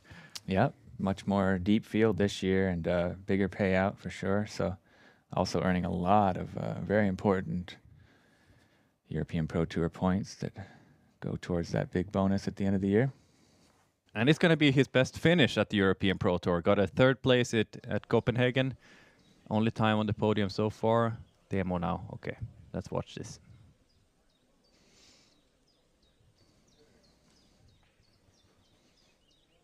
Doesn't need it, but clearly wants it.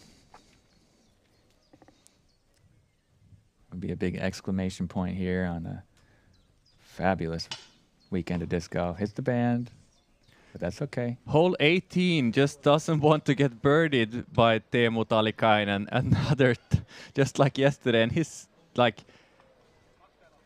can't believe it. He's devastated almost. Maybe not devastated, but he's clearly not happy with himself right now. Finished a little bit slower than he would have wished for. This is for a top 10 finish from Otto Mäkinen.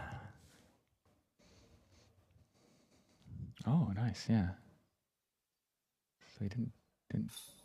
There you go. The great putt. Great way to finish. Riekko is in the basket from Otto Mäkinen and finds a top 10 finish. That's great. Yeah. I thought he'd dropped a little further off the pace. He was further down, but he finished strong. Two great birdies to finish, and that boosted him back up. Rasmus now to get up on the podium, get a solo third finish.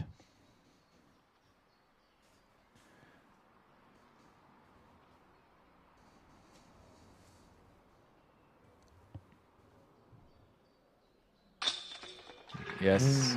who has had some nerves on the putting green, but this time, even though it was the most important putt, he made it work. Yeah, so we're going to have a fully finished podium here on the MPO side. This guy is going to be on top, Teemu Talikainen. Huge congratulations to Teemu Talikainen. Incredibly talented player from the Helsinki area. Did everything he needed and a little bit more today, and he's going to be right behind Ville Ahokas, who takes his second place at the Belgian Open, but first time on the European Pro Tour. Now we see a big smile from Teemu Talikainen. Yeah, everybody. I also see a big smile on your face. I'm having the big smile because... Your champion in Belgian Open, Teemu Talikainen. Because Teemu Talikainen is happy right now. Well-deserved victory for the young man. He's very humble.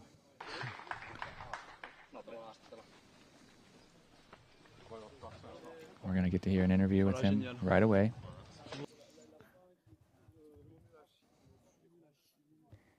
Moi, je suis toujours connecté. Ils disent one, les gars. On reste calme.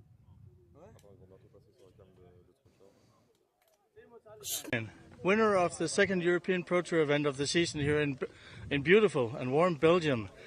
It's been a battle all day, but you were ahead by several strokes, but you still kept at it. What do you feel? Yeah, I'm feeling happy, definitely. I had a big lead through like 9 holes, I think, and then I was able to still play on my level. Just had a few hiccups in the end, but still okay. And you intend to keep up this energy the rest of the season, I guess? Yeah, of course. Looking forward to it. Congratulations. Thank you. Indeed, not only René looking forward to that, we do as well, and I'm sure that we are going to see Teemu Talikainen with similar performances here on Disc Golf Stream this year. Yeah, beautiful views here from Braine-l'Alleud, Belgium, Parc du Bourdon, Belgian Open 2023. Here we get a good look at our scorecard from the lead card. Definitely some struggles from many of these players, but also some nice comebacks, especially from Rasmus Saukoriipi. Look at his back nine there. Strong finishes, yeah. Yeah, really great to see that. And Ville Ahokas also bogey free on the back nine. 6 birdies there in a row. Got him up to second place. Solid. Big shout out for the hot round of the day to Miro Ruhanen. Up 13 spots into solo 4th place. That's a fantastic day of disc golf there and a good result. We got the Estonian tie for 5th with Mauri Vilman and Silverlat. Both had great rounds today. Yeah, we had 8 down and 6 down respectively. We didn't get any Estonian champions this time on the European Pro Tour. We got two weeks ago in Copenhagen, but they show that they are still right there.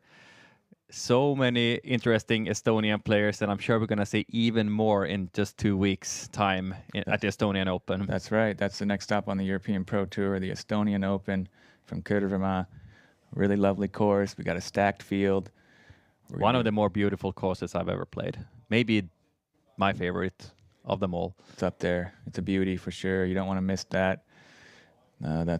That's the next time we'll get to see you in here. But we're also doing a podcast called Inside Disc Golf that you can find on Disc Golf Stream or your favorite podcast platform. And we'll be doing a recap of this Belgian Open here this week. We're doing a fun thing where we're picking some players, and so it'll be interesting to see how that all panned out for this week. Yeah, we have some calculations to do, and we'll see if we get our math right and see if you can overtake my lead in that competition. Yeah, you won pretty soundly there in Copenhagen. But yeah, I'm looking for revenge here at the second stop, Belgian Open. It's been a real pleasure to follow all this great disc golf all weekend long. Really big thank you to everybody who's made this happen. Also big thank you to all you viewers out there for joining us. There you see on the screen the next time you'll get a chance to check everything out here. Yeah, please help spread the word about what we're doing here on Disc Golf Stream.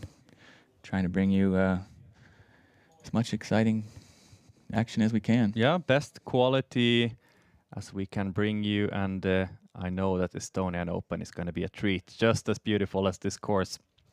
Yeah, lovely place, and really smoothly run operation. Big shout out to Jean-Louis Tange and the whole Tange family and everybody involved in putting this thing together and making it such a fun, enjoyable, entertaining show and successful event.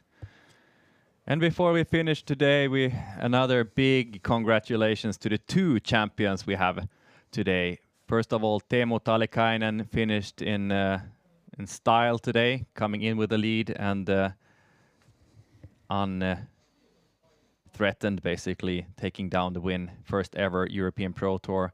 And then we also had Heidi Laine this morning, earlier today, got her first win of the season at the European Pro Tour with a new bag.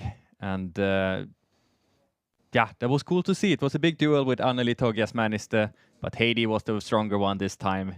Who knows what's going to happen in Estonia? Yeah, big congratulations to all the winners and all the players as well.